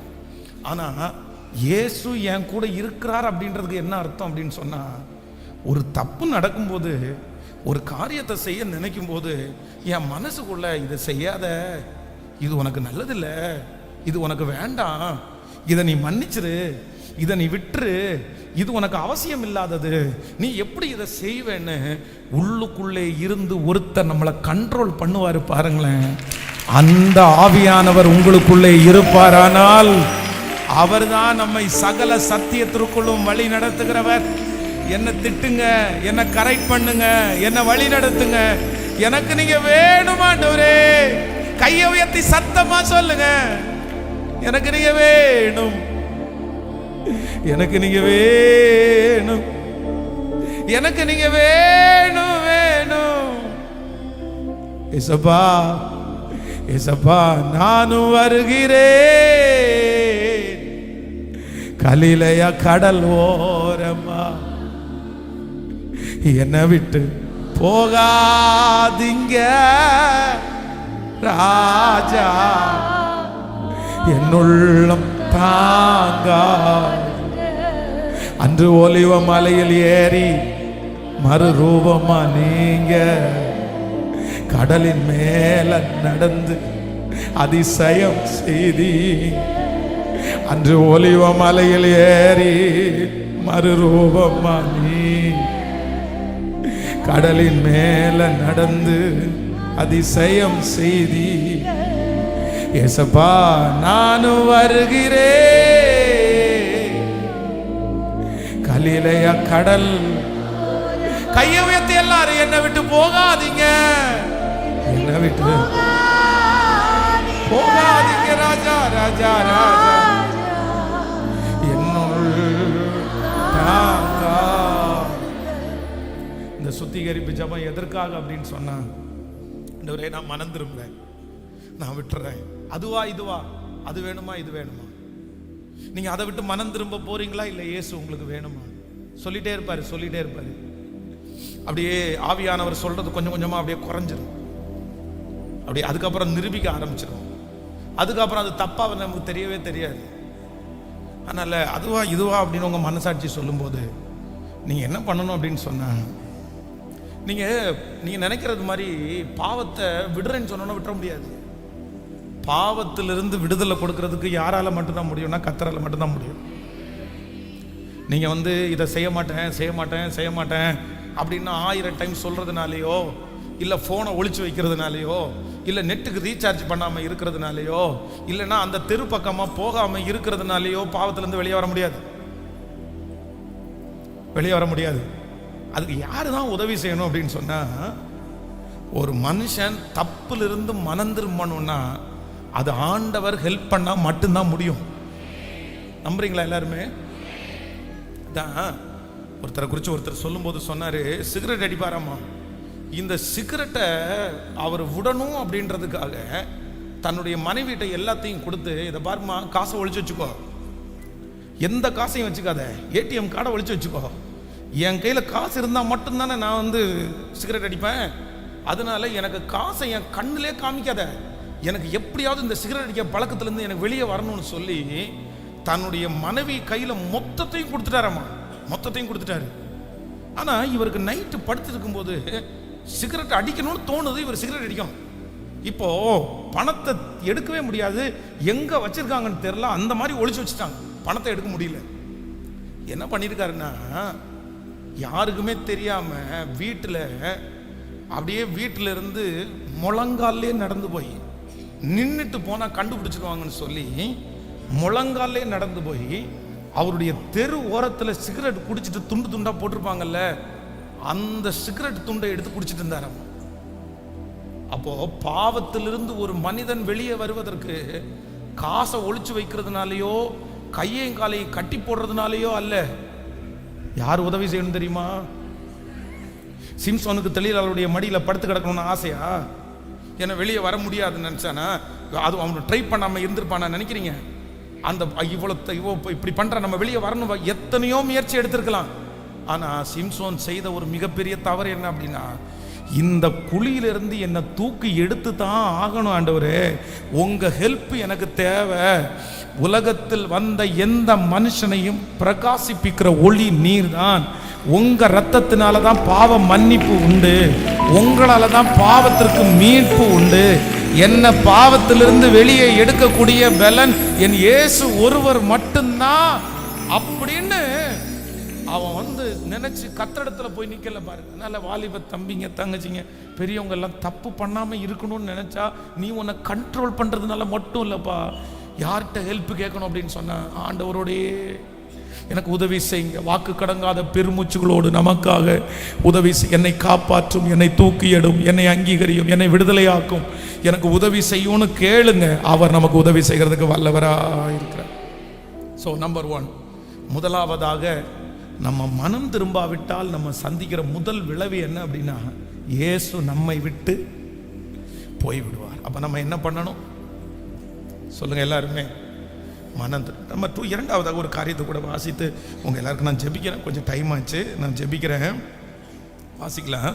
நீங்கள் 1 சாமுவேலின் புஸ்தகம் 28ஆம் அதிகாரத்தில் 15வது வசனத்தை வாசிக்கலாமா? 1 சாமுவேலின் புஸ்தகம் 28வது அதிகாரத்தினுடைய 15வது வசனம். சாமுவேல் சவுலை நோக்கி, நீ என்னை எழும்பி வரப்பண்ணி என்னை கலைத்தது என்ன என்று கேட்டார். அதற்கு சவுல், நான் மிகவும் நெருக்கப்பட்டிருக்கிறேன், பெலிஸ்தீர் எனக்கு விரோதமாய் யுத்தம் பண்ணுகிறார்கள், தேவனும் என்னை கைவிட்டார், அவர் தீர்க்கதரிசிகளினாலாவது சொப்பனங்களிலாவது எனக்கு மறு உத்தரவோ அருளுகிறது இல்லை, ஆகையால் நான் செய்ய வேண்டியதை நீர் எனக்கு அறிவிக்கும்படி உம்மை அழைப்பித்தேன் என்றார். கவனிங்க, இந்த இடத்துல சவுல் தன்னுடைய வாழ்க்கையினுடைய எட்ஜுக்கு வந்துட்டான். அவனுடைய சாப்டர் முடிய போகிறது, கடைசி நிமிடத்துக்கு வந்துட்டான். இப்ப என்ன அப்படின்னு சொன்னா, அவனுக்கு விரோதமா இருக்கிற யுத்தம் வந்து மும்முரமா இருக்குது, இவனுக்கோ ஒரே கலக்கமா இருக்குது. நம்ம இதுல தோத்துருவோமா ஜெயிச்சிருவோமா? ஏன் அப்படின்னு சொன்னா, இதுல தோத்து போயிட்டான் அப்படின்னு சொன்னா அவனையும் கொன்றுவாங்க, அவனுடைய பிள்ளையும் கொன்றுவாங்க, எல்லாமே அப்படியே கொலாப்ஸ் ஆயிரும். என்னமோ இவனுடைய மனசுக்குள்ள நம்ம தோத்துருவோம் போல தோணுது அப்படின்னு சொல்லி இவனுடைய இருதயம் அங்கலாய்க்குது. எதுக்கு அங்கலாய்க்குது அப்படின்னா, வேற எதுக்குமே அவனுடைய இருதயம் அங்கலாய்க்கல. ஒன்னே ஒண்ணுக்கு, எனக்கு என்ன பண்ணணும்னு தெரியல, எனக்கு சொல்றதற்கு யாருமே இல்லை. எனக்கு சொப்பனத்திலேயாவது இல்ல மனுஷன் மூலமாவது ஏதாவது ஒண்ணு மூலமா நான் என்ன செய்யணும், இந்த யுத்தத்தினுடைய முடிவு என்ன, நான் ஜெயிச்சிருவேனா தோத்துருவேனா, இந்த மாதிரி ஒரு வார்த்தை மட்டும் என் காதுல கேட்டா நல்லா இருக்கும்னு நினைக்கிறேன். ஆனா எனக்கு வார்த்தை வராததுனால எனக்கு வேற வழியே தெரியல, அதனாலதான் உங்களை எழுப்பணும்னு நினைச்சேன். நான் என்ன பண்ணணும், எனக்கு வெற்றியா தோல்வியான்னு கேட்கிறான். கவனிங்கள், ஆண்டவர் நீங்கள் மனம் திரும்பாத பட்சத்தில் நமக்கு வருகிற 2வது பனிஷ்மெண்ட் என்ன அப்படின்னு சொன்னா, ரொம்ப மோசமானது. ஆண்டவர் நம்மிடத்தில் பேசுறத ஆண்டவர் என்ன பண்ணுவாரு? நிறுத்திடுவாரு. இன்னைக்கு நம்ம வாழ்றதே எதுல வாழ்றோம்னு நினைக்கிறீங்க? சாப்பாட்டுலையா? சாப்பாட்டுலையா வாழ்றோம்? நம்ம வாழ்றது, நீங்க இங்க இருக்கிற நிறைய பேர் எதுல வாழ்றீங்க தெரியுமா? இந்த சத்தத்தை கேட்கிற நிறைய பேர் எதுல வாழ்றீங்க தெரியுமா? ஆண்டவர் உங்களோட பேசுற வார்த்தையினால மட்டும்தான் வாழ்றீங்க. இந்த 2024 முழுக்க நீங்க கடந்து வந்தது உங்க பலத்தால கடந்து வரல, கர்த்தருடைய வார்த்தையினால கடந்து வந்தீங்க. அவர் தேற்றினார், அவர் ஆற்றினார், அவர் சொல்லி கொடுத்தார், அவர் தட்டி கொடுத்தார், அவர் பலப்படுத்தினார், அவர் நம்மோட பேசினார். அதனாலதான் நம்ம உயிரோட இருக்கிறோம். இல்லைன்னா நம்ம செத்து இருப்போம். இல்லைன்னா இந்த வாழ்க்கையை நமக்கு வெறுத்துரும். இயேசு மட்டும் பேசலைன்னா ஞாயிற்றுக்கிழமை அப்படியே ஆலயத்துக்கு வரும்போது பாருங்க, 1000 பேர் இருந்தாலும் நம்ம கூட மட்டும் ஆண்டவர் பேசுவார். யூடியூபை திறந்தா நம்ம கூட ஆண்டவர் பேசுவார். பைபிளை திறந்தா நம்ம கூட ஆண்டவர் பேசுவார். யாராவது ஒருத்தர் ஜெபிக்க வந்தா ஆண்டவர் நம்ம கூட பேசுவார். ஆண்டவர் பேசின அந்த வார்த்தையினால தான் நம்ம பிழைச்சிருக்கிறோம், நம்ம உயிரோட இருக்கிறோம். இப்போ நினைச்சு பாருங்க, ஆண்டவர் பேசுறத மட்டும் நிப்பாட்டிட்டாருன்னா சொல்லுங்களேன். இந்த சர்ச்சில் வந்து எத்தனையோ பேர் இந்த திருச்சபையில் அட்டன் பண்றாங்க, ரொம்ப சந்தோஷம். ஆனா இங்க மேல வந்து ஒரு மீடியா ரூம் ஒன்று இருக்குது. இந்த மேல ஒரு மீடியா ரூம் இருக்கு. இந்த மீடியா ரூம்ல ஒரு சில வாலிப தம்பிகளுக்கு வேலையே இருக்காது. அவனுக்கும் அந்த மீடியா ரூமுக்கும் சம்பந்தமே இருக்காது. அவன் அந்த மீடியா ரூம்ல ஒண்ணுமே பண்ண போறது இல்லை. ஆனா என்ன பண்ணுவான் தெரியுமா? இங்க பிரசங்கம் பண்ணிட்டு இருக்கும்போது இங்க முன்னாடி இருக்கிற நிறைய பேர் அந்த பிரசங்கத்தை கேட்டு அழுவாங்க. அந்த அந்த பிரசங்கத்தை கேட்டு ஒரு வாலிப தம்பி வந்து, ஓ ஏசப்பா அப்படின்னு அழுவான். எனக்கு வேணும், நீங்க எனக்கு தேவை அப்படின்னு அழுவான். நிறைய பேர் அழுவாங்க, நிறைய பேர் கர்த்தர் கூட பேசுறாரு, நிறைய பேர் கை தட்டுவாங்க, நிறைய பேர்.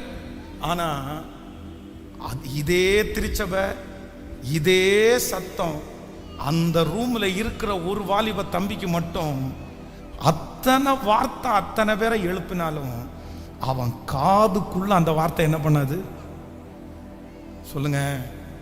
ஒரு வார்த்தை போகாது, ஒரு சிங்கிள் வேர்டு போகாது.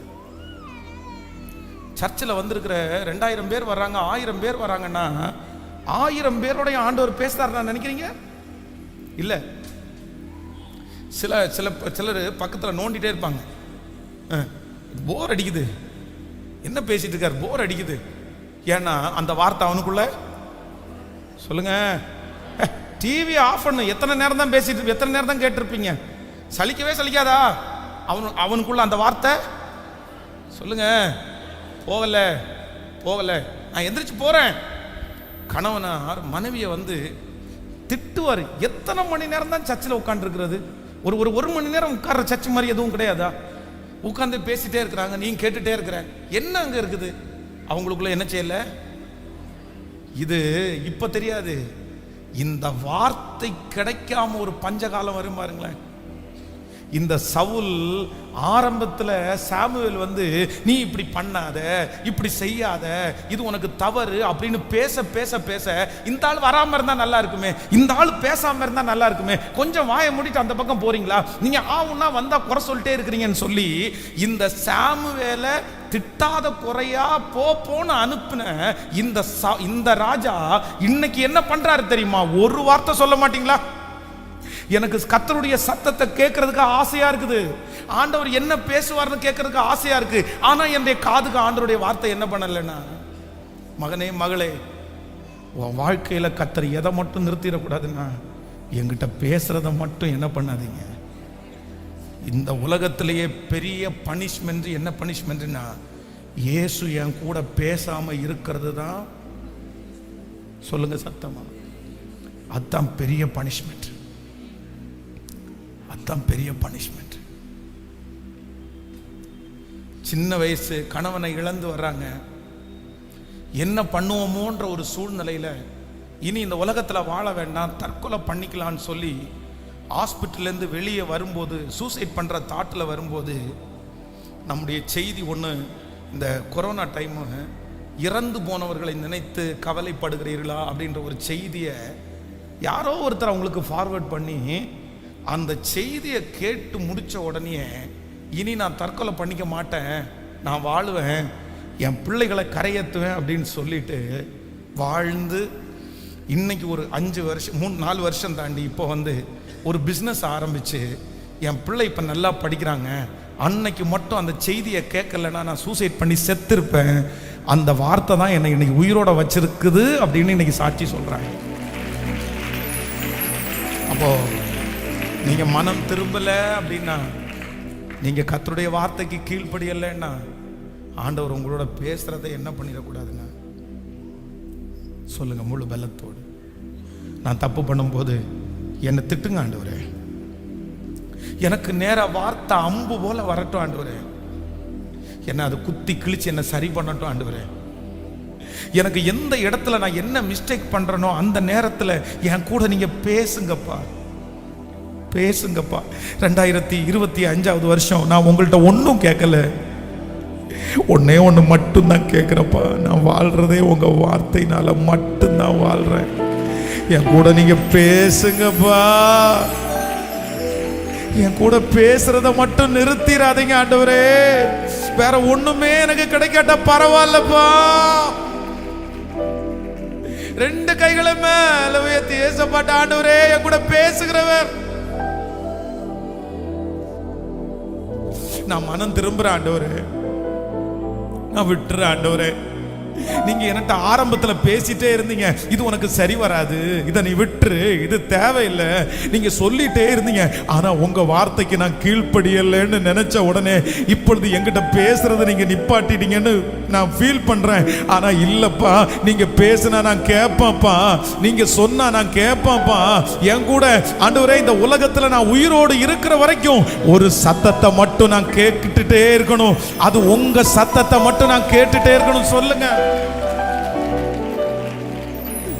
நன்றி ஆண்டவரே, நன்றி நன்றி அப்பா, நன்றி நன்றி ஆண்டவரே, நன்றி நன்றி. ஆமென் சொல்லுங்க. ஆண்டவருடைய இறக்கம் இன்னைக்கு எல்லாரும் மேலே வரப்போகுது. எங்க அப்படின்னு சொன்னா, மனம் திரும்புகிற ஒரு பாவியின் நிமித்தம் பரலோகம் சந்தோஷப்படுகிறது. நெக்ஸ்ட் இயர் 2025 காலடி எடுத்து வைக்க முன்னாடி கர்த்தர் உயிரோட நம்மளை வச்சிருப்பாரா, ராஜ்யத்துக்கு போவோமான்னு கூட தெரியாது. ஆனா வேற எதுவுமே ஜெபம் பண்ணாதீங்க, வேற எதுவுமே ஜெபம் பண்ணாதீங்க. நான் மனம் திரும்பி சுத்தமாகி நெக்ஸ்ட் இயருக்கு போகணும்னு நினைங்க. உங்க துருத்தி மட்டும் சுத்தமா இருக்கும்னா அதுல ஆசீர்வாதத்தை கண்டிப்பா கர்த்தர் ஊற்றுவார், கண்டிப்பா கர்த்தர் ஊற்றுவார். அந்த துருத்தி வீணா இருக்காது, அந்த துருத்தி வெறுமையா இருக்காது. சுத்தமான துருத்தியை நிரம்பி வழிகிற துருத்தியாய் மாற்றுவார். வேண்டாம் வேண்டாம், எனக்கு நான் விடுற ஆண்டவரை, நான் விடுற, தூக்கி போட்டுருங்க, தூக்கி போட்டுருங்க, தூக்கி போட்டுருங்க, தூக்கி போட்டுருங்க. கர்த்தர் எத்தனை நாள் நமக்கு அந்த நீடிச்சு கொடுப்பாருன்னு தெரியாது. அடிக்கடி கடிந்து கொள்ளப்பட்டும் தன் பிடரியை கடினப்படுத்துகிறவன் சகாயமின்றி சடுதியிலே சடுதியிலே நாசம் அடைவான். அதனால கர்த்தர் நம்மளை கைவிடலை, அது நமக்கு சந்தோஷம். ஆனா சில நேரத்தில் ரொம்ப அமைதியாயிட்டாருன்னா நம்ம என்ன பண்ண முடியும்? அதனால எனக்கு இந்த உலகத்தில் நீர் எனக்கு வேண்டும். இந்த ஃபர்ஸ்ட் டே ஒரு 5 மினிட்ஸ் உங்களுக்கு டைம். ஆன்லைனில் இருக்கிற பிள்ளைகளுக்கும் அப்படி ஒரு 5 நிமிஷம் நீங்கள் எந்தெந்த காரியத்தில் எல்லாம், நான் சொல்கிறேன் வேற யாருக்கும் தெரியாது, எல்லாரும் நம்மளை நல்லவங்க நல்லவங்க நல்லவங்கன்னு சொல்லலாம். ஆனால் என்னுடைய உள்ளத்தில் இருக்கிறது யாருக்கு தெரியும் அப்படின்னு சொன்னால் கர்த்தருக்கு நன்றாவே தெரியும்.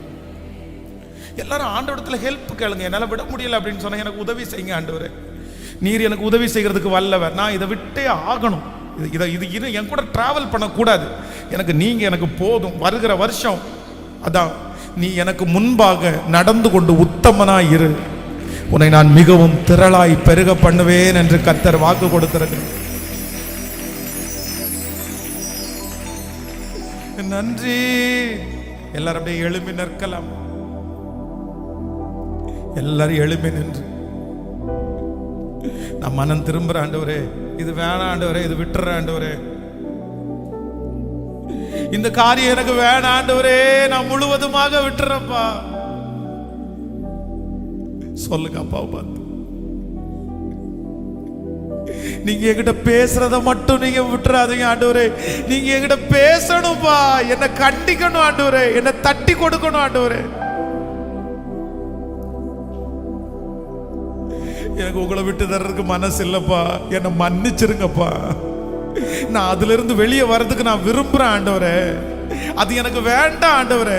பிரதர், மண்ணுக்காக மாணிக்கத்தை விட்டுறாதீங்க. பிரதர் சிஸ்டர், மண்ணுக்காக மாணிக்கத்தை விட்டுறாதீங்க. மகளே மகனே, மண்ணுக்காக மாணிக்கத்தை விட்டுறாத. கர்த்தர் உனக்கு ஒரு பெரிய மாணிக்கத்தை கர்த்தர் வச்சிருக்கிறாரு. கர்த்தர் நீ அறியாத ஒரு இடத்தை கர்த்தர் உனக்கு வச்சிருக்கிறாரு. உனக்கு எட்டாத ஒரு சிகரத்தை ஆண்டவர் உனக்கு வச்சிருக்கிறாரு. ஆண்டவர் உன்னை கொண்டு செய்ய போகிற காரியம் பெரிய காரியம். நீ சாதாரணமான ஆள் இல்ல, நீ அசாதாரணமான காரியத்தை செய்ய போறவன். உன் மேல கர்த்தர் வச்சிருக்கிற திட்டம் ரொம்ப பெருசு. உங்க அம்மா வச்சதை விட, உங்க அப்பா வச்சதை விட, உங்களை சுத்தி இருக்கிறவங்க வச்சதை விட உன் மேல கர்த்தர் வச்சிருக்கிற திட்டம் அது ரொம்ப பெருசு. யாருமே அறியல, யாருக்குமே தெரியாது. அவ்வளவு பெரிய திட்டத்தை கர்த்தர் உன் மேல வச்சிருக்கிறாரு. ஆனா நீ மட்டும் அந்த காரியத்துக்கு பின்னாடி போகாத. கர்த்தர் சொல்றாரு, உனக்கு மாணிக்கத்தை நான் வச்சிருக்கிறேன். கையை உயர்த்தி என்ன மன்னிச்சிருங்க ஆண்டவரே. நான் அதை விட்டுறேன் ஆண்டவரே. சத்தமா சத்தமா என்னை விட்டுறேன் பாதர். எனக்கு அந்த கோபத்தை நான் விட்டுறேன் ஆண்டவரே. அந்த எரிச்சலை நான் விட்டுறேன் ஆண்டவரே. பிரதர், நீங்க எல்லாத்துலயும் சரி பிரதர். ஆனா அந்த ஒண்ணு மட்டும் உங்களை ரொம்ப ரொம்ப வித்தியாசமா நடத்ததில்ல. கிருப கிருப கிருப கிருப. ஜெபிக்க ஜெபிக்க அந்த மகிமை உங்க மேல வருது. இல்ல, புது வருஷத்துக்குள்ள போகும்போது அந்த தப்போட நான் போக மாட்டேன், அந்த பாவத்தோட நான் போக போறது இல்லை. நீங்க அறிக்கை செய்ய செய்ய கர்த்தர் அதை செய்யறாரு. ஆண்டவரே, வேற ஒண்ணும் வேணாம் ஆண்டவரே, நீங்க எனக்கு இருந்தா போதும். நீங்க இருந்தா நீங்க இருந்தா போதும். நீங்க இருந்தா போதும். நீங்க இருந்தா போதும். ஏசப்பா, நானும் வருகிறேன். கலிலையா கடல் என்னை விட்டு போகாதீங்க ராஜா. என்னுள்ள தாங்க. பாடுறவங்க பாடுங்க, ஜெபிக்கிறவங்க சத்தத்தை உயர்த்தி நீங்க எனக்கு வேணும் ஆண்டவர். இப்ப நிறைய பேருடைய கையை ஆண்டவர் பிடிக்கிற.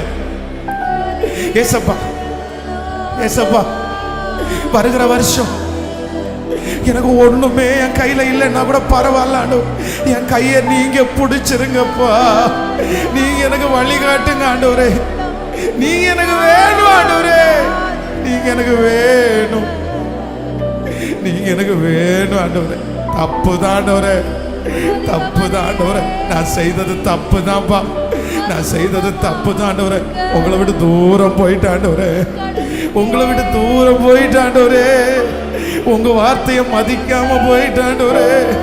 உங்களை ரொம்ப காயப்படுத்திட்டாண்டவரே. உங்க மனசை ரொம்ப நோகடிச்சிட்டப்பா. அப்பா அப்பா அப்பா அப்பா, என்ன மன்னிச்சிருங்க ஆண்டவரே, என்ன மன்னிச்சிருங்க ஆண்டவரே. என் கையை பிடிச்சு என் கூட நடந்து வருகிறவர் நீர் தானே அப்பா. என் கூட நடந்து வருகிறவர் நீதானே. என் கூட நடந்து வருகிறவர் நீதானே.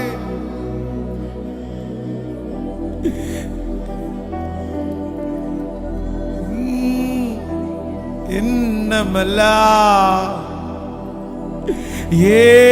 ஏக்கமல்லா சித்தம் செய்வது என் எண்ணமல்லா ஏக்கமல்லா சித்தம் செய்வது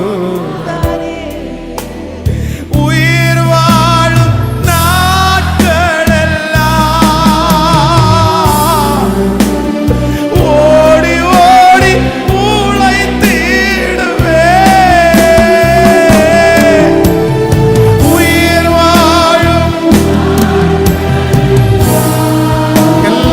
பாடுவோம். அழைத்தீடுவே, சத்தமா அழைத்தீரே, அழைத்தீரே சேவைக்கு. என்னை அழைத்தீரே சேவைக்கு. அதை நான் மறவேனோ, அதை நான் மறவேனோ. கையை உயர்த்தி எஜமானரே, எஜமானரே, என் எஜமானரே, என் இயேசு. எஸ், கையை உயர்த்தி எஜமானரே. அப்பா அப்பா இறங்குங்கப்பா, இறங்குங்கப்பா, இறங்குங்கப்பா. நீங்க எனக்கு வேணும் வேணும் வேணும் வேணும். ஓ ஹalleluya.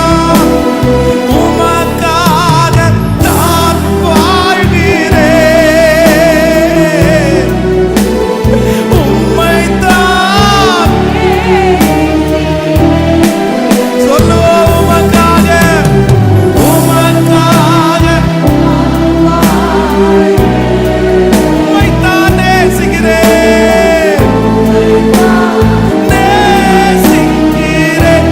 பலியாகி என்னை மீட்டீரே, பலியாகி என்னை மீட்டீரே, பலியாகி என்னை மீட்டீரே. பரலோகம் திறந்தீர்,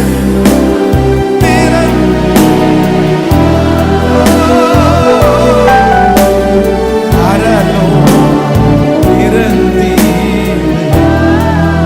எஜமானரே, எஜமானரே, எஜமானரே, என் இயேசு. கையை உயர்த்தி எஜமானரே, எஜமானரே. எஸ், பாடுறவங்க பாடு, ஜெபிக்கிறவங்க ஜெபிங்க. ஸ்தோத்திரம்,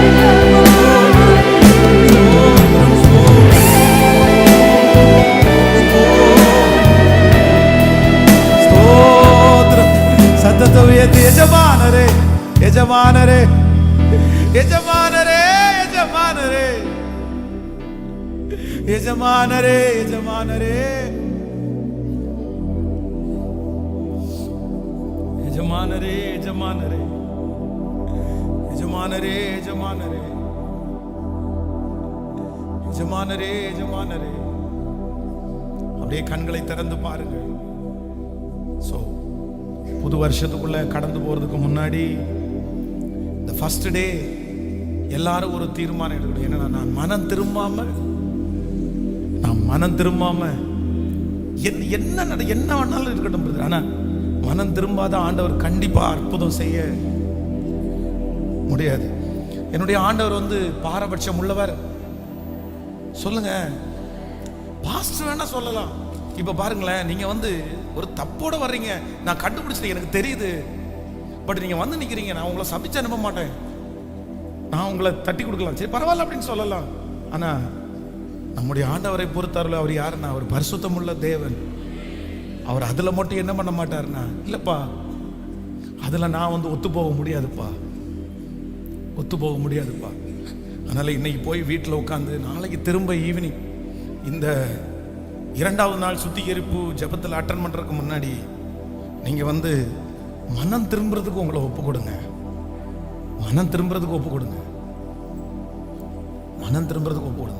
ஊழியம் அடுத்து பண்ணிக்கலாம், பிரச்சனை இல்லை.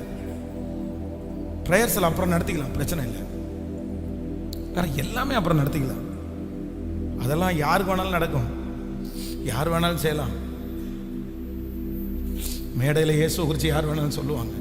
இல்லை, நான் என்ன பண்ணணும்னு ஆண்டவர் எதிர்பார்க்கிறாருன்னா மனம் திரும்பும். ஸோ நீங்கள் மனம் திரும்பாவிட்டால் நடக்கிற 2 விதமான விளைவு. ஒன்று, இயேசு நம்மளை விட்டு என்ன செய்வாராமா? நம்பர் 2, இரண்டாவது, அவருடைய சத்தம் நமக்கு என்ன பண்ணாம போயிடும்னா கேட்கப்படாமலே போயிடும். சாலமோனை குறித்து வேதம் சொல்லுது, சாலமோன் இடத்துல ஆண்டவர் அடிக்கடி மனம் திரும்புதலை குறித்து பேசிட்டே இருக்கிறாரு. இதை சொல்லி உங்களுக்கு முடிக்கிறேன், பட் கொஞ்சம் டைம் ஆச்சு, பொறுத்து கொள்ளுங்கள். நீங்கள் வேதத்தில் வாசிக்கும்போது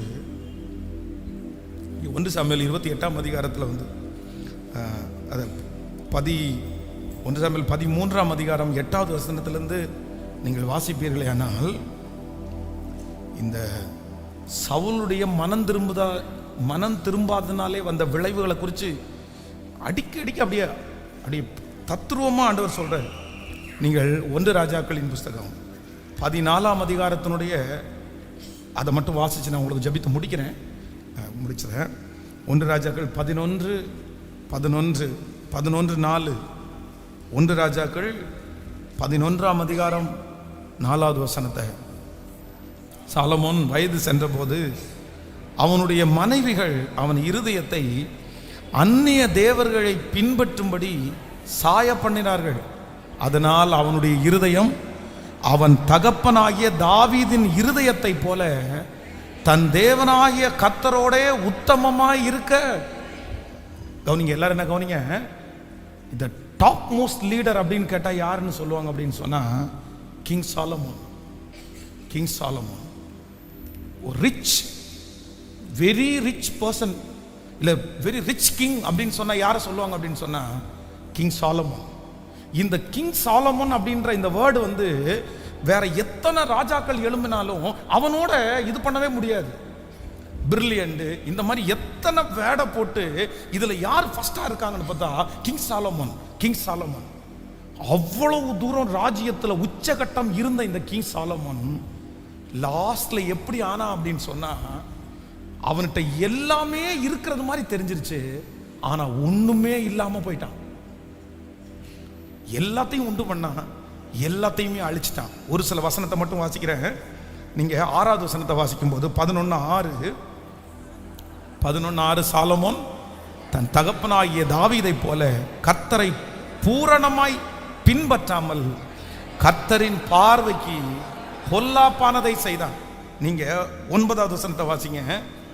9வது வசனம், ஆகையால் இஸ்ரவேலின் தேவனாகிய கர்த்தர் சாலோமோனுக்கு 2 விசை தரிசனமாகி அந்நிய தேவர்களை பின்பற்ற வேண்டாம் என்று கட்டளை இட்டிருந்தும் அவன் கர்த்தரை விட்டு தன் இருதயத்தை திருப்பி. நீங்க இப்போ 11வது வசனத்தை வாசிங்க. 11வது வசனம், ஆகையால் கர்த்தர் சாலோமோனை நோக்கி, நான் உனக்கு கட்டளையிட்ட என் உடன்படிக்கையையும் என் கட்டளையும் நீ கை கொள்ளாமற் போனாய். இந்த காரியத்தை செய்தபடியினால் ராஜ்ய பாரத்தை உன்னிடத்திலிருந்து பிடுங்கி அதை உன் ஊழியக்காரனுக்கு கொடுப்பேன். நீங்க இன்னும் அடுத்து 14வது வசனத்தை வாசிங்க.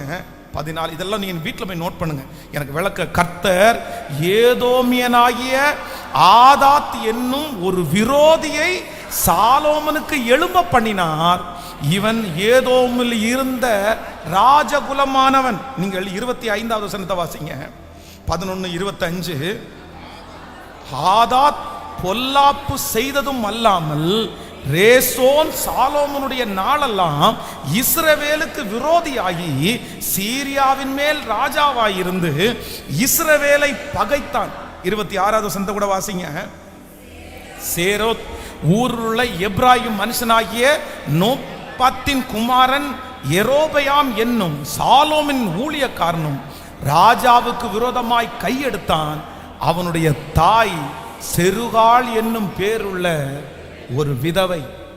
நீங்க இந்த 11வது அதிகாரத்தை முழுக்க வாசிச்சிட்டீங்கன்னா, ஆண்டவர் முதல்ல சாலோமனை என்ன பண்ணுவாருன்னா, ஆண்டவர் 2 டைம் எச்சரிப்பாரு, அடுத்து ஒரு டைம் எச்சரிப்பாரு, வேணாப்பா மனம் திரும்புப்பா, நீ போயிட்டு இருக்கிற வழி பொல்லாத வழிப்பா. ஆனா இந்த சாலோமன் கேட்கவே மாட்டான். அதுக்கப்புறம் ஆண்டவர் என்ன பண்ணுவாருன்னா, ஒண்ணுமே இல்லாம சாதாரணமான ஒரு மனுஷனை எதிரியா எழுப்புவாரு. அந்த எதிரிய சாலோமோனால ஜெயிக்க முடியாது. இவனுடைய வேலைக்காரனை எதிரியா மாறுவான், அவனை சாலோமோனால ஜெயிக்க முடியாது. அவ்வளவு தூரம் டாப் கிங்கா இருந்த இந்த சாலோமன் கடைசியில் ஒரு துணியை பிச்சு 10 பங்கை தனியாக கொடுத்துட்டு ஒரே ஒரு துணி அவன் கையில் கொடுத்து, இதாப்பா இனி உனக்கு நடக்கும் அப்படின்னு சொன்னதுக்கு அப்புறம் கூட அவனுடைய வாழ்க்கை மாறவே இல்லைங்க, மாறவே இல்லை. தேவனுடைய பிள்ளையே, கர்த்தர் இல்லாமல் வருகிற ஆசீர்வாதம் பூதாகரமாக தெரியும், ரொம்ப நல்லா இருக்கிறது மாதிரி தெரியும், பெரிய ஆள் மாதிரி தெரியும். ஆனால் உள்ளுக்குள்ள பார்த்தா இந்த எலி ஓட்டை போடும் பாருங்க, இந்த மாதிரி ஓட்டை போட்டு பொந்தா இருக்கும். இந்த பொந்து மேலே காலை வைக்கிற போது என்னதான் இருந்தாலும் அது ஸ்ட்ராங்காக இருக்காது, உடஞ்சிரும் ஒரு நாளைக்கு. இதான் நம்முடைய வாழ்க்கை. பரிசுத்தம் இல்லாமல், நீதி இல்லாமல், மனம் திரும்பாமல் வருகிற ஆசீர்வாதம் எல்லாம் மேல் பூச்சில பார்க்கறதுக்கு பகட்டா தெரியும், ஆனா உள்ளுக்குள்ள என்ன பண்ணாதுன்னா ஒண்ணுமே இருக்காது. இப்போ உங்களை பார்த்து கேட்கிறேன், உங்களுக்கு ஆசீர்வாதம் 2025 வேணுமா? கர்த்தர் வேணுமா? கர்த்தர் வேணுமா? நீங்க சொல்லுங்க.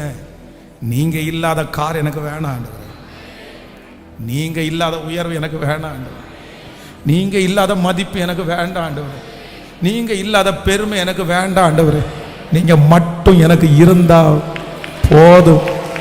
நிறைவானது வரும்போது குறைவானது ஒளிந்து போகும் என்று எனக்கு தெரியும். முழு பலத்தோட, முழு பலத்தோட இயேசுவே இயேசுவே இயேசுவே இயேசுவே, உம்முடைய பிள்ளைகள் ஒவ்வொருவருக்காக ஜெபிக்கிறான். இந்த சத்தத்தை கேட்டுக்கொண்டிருக்கிற ஒவ்வொரு பிள்ளைகளுக்காக ஜெபிக்கிறேன். இந்த 7 நாட்கள் ஜெபம் முடியும் போது தேவரீர் எங்களை ஈசோப்பினால் கழுவி சுத்திகரியும், அப்பொழுது நாங்கள் சுத்தமாகி உறைந்த மழையிலும் வெண்மையாயிருப்போம். தேவரீர் உள்ளத்தில் உண்மை இருக்க விரும்புகிறீர், அந்த காரணத்தில் ஞானத்தை எனக்கு தெரியப்படுத்தும். எங்களுக்கு நீங்க வேணும் ஆண்டவரே, உங்க சத்தம் எங்களுக்கு வேணும் ஆண்டவரே. எங்களை தண்டிங்க ஆண்டவரே, எங்களை பேசுங்க ஆண்டவரே. கர்த்தர் நேசிக்கிற புத்திரனை கடிந்து கொண்டு சிட்சிக்கிறார் எங்களுக்கு தெரியும் ஆண்டவரே. எங்களுக்கு நீங்க கொடுக்கிற சிட்சையை கூட நாங்க சந்தோஷமா ஏத்துக்கிறோம், ஆனா எங்களுக்கு நீங்க மட்டும் இருந்தால் போதுமானது. நன்றி. உடைய பிள்ளைகளை ஆசீர்வதிக்கிறேன். புதிய வருடம் இந்த சுத்திகரிப்பு ஜபத்தில் கலந்து கொள்கிற ஒவ்வொரு பிள்ளைகளுக்கும் ரொம்ப வெற்றியாய் மாறட்டும். ஒரே ஏரியா, ஒரே எகிப்து, ஆனால் கோசே நாட்டிலே குடியிருக்கிற இஸ்ரவேல் ஜனங்களுக்கும் எகிப்திலே இருக்கிற ஜனங்களுக்கும் ஒரு பெரிய வித்தியாசத்தை கண்டது போல இந்த ஆயத்த ஜபத்திலே கலந்து கொண்டு புது வருஷத்துக்குள்ளே நுழைகிற பிள்ளைகளுக்கு ஒரு வித்தியாசத்தை நீர் காண பண்ணுகிறதற்காக நன்றி. எங்களுக்கு விரதமாய் உருவாக்கப்படுகிற ஆயுதங்கள் வாய்க்காதே போவதாக. இந்த 7 நாட்களும் தடையில்லாமல் கலந்து கொள்ள உதவி செய். உங்க கிருபையின் கரங்களில் தாழ்த்து. இந்த இரவுல பேசிட்டே இருக்குமா, எங்க பிள்ளைங்க நாளைக்கு வாகனத்துல போகும்போது மனம் திரும்பிட்டே இருக்கணும் ஆண்டவரே. வேலை செய்யும் போது மனம் திரும்பிட்டே இருக்கணும் ஆண்டவரே. அந்த பொல்லாத வழியை இதோட விட்டுறணும் ஆண்டவரே. இன்று கண்ட எகிப்தியனை இனி என்னைக்கும் காண மாட்டாய் என்று சொன்னீர் அல்லவா. எங்க பிள்ளைகளை பயமுறுத்துகிற, எங்க பிள்ளைகளை ஆளுகை செய்கிற, எங்க பிள்ளைகளை அப்படி வைத்திருக்கிற அந்த கார கிரியைகள் இயேசுவின் நாமத்தில் அழிக்கப்படுவதாகப்பா. உங்க பாதத்தை முத்தம் செய், எங்களை ஆச்சரியமாய் நடத்துங்க. இயேசுவின் மூலம் ஜெபம் ஏறெடுக்கிறோம் நல்ல பிதாவே. என் ஆத்துமாவே கர்த்தரை ஸ்தோத்திரி, என் முழுவதுமே பரிசுத்த நாமத்தை ஸ்தோத்திரி. என் ஆத்துமாவே கர்த்தரை ஸ்தோத்திரி, கர்த்தர் செய்த சகல உபகாரங்களையும் மறவார். நம்முடைய ஆண்டவராகிய இயேசு கிறிஸ்துவின் கிருபை, பிதாவாகிய தேவனுடைய அன்பு, பரிசுத்த ஆவியானுடைய அந்யோன்ய ஐக்கியம் நம்மனோடு மீண்டும் என்றும் சதா காலம் கூட இருப்பதாக. ஹல்லேலூயா.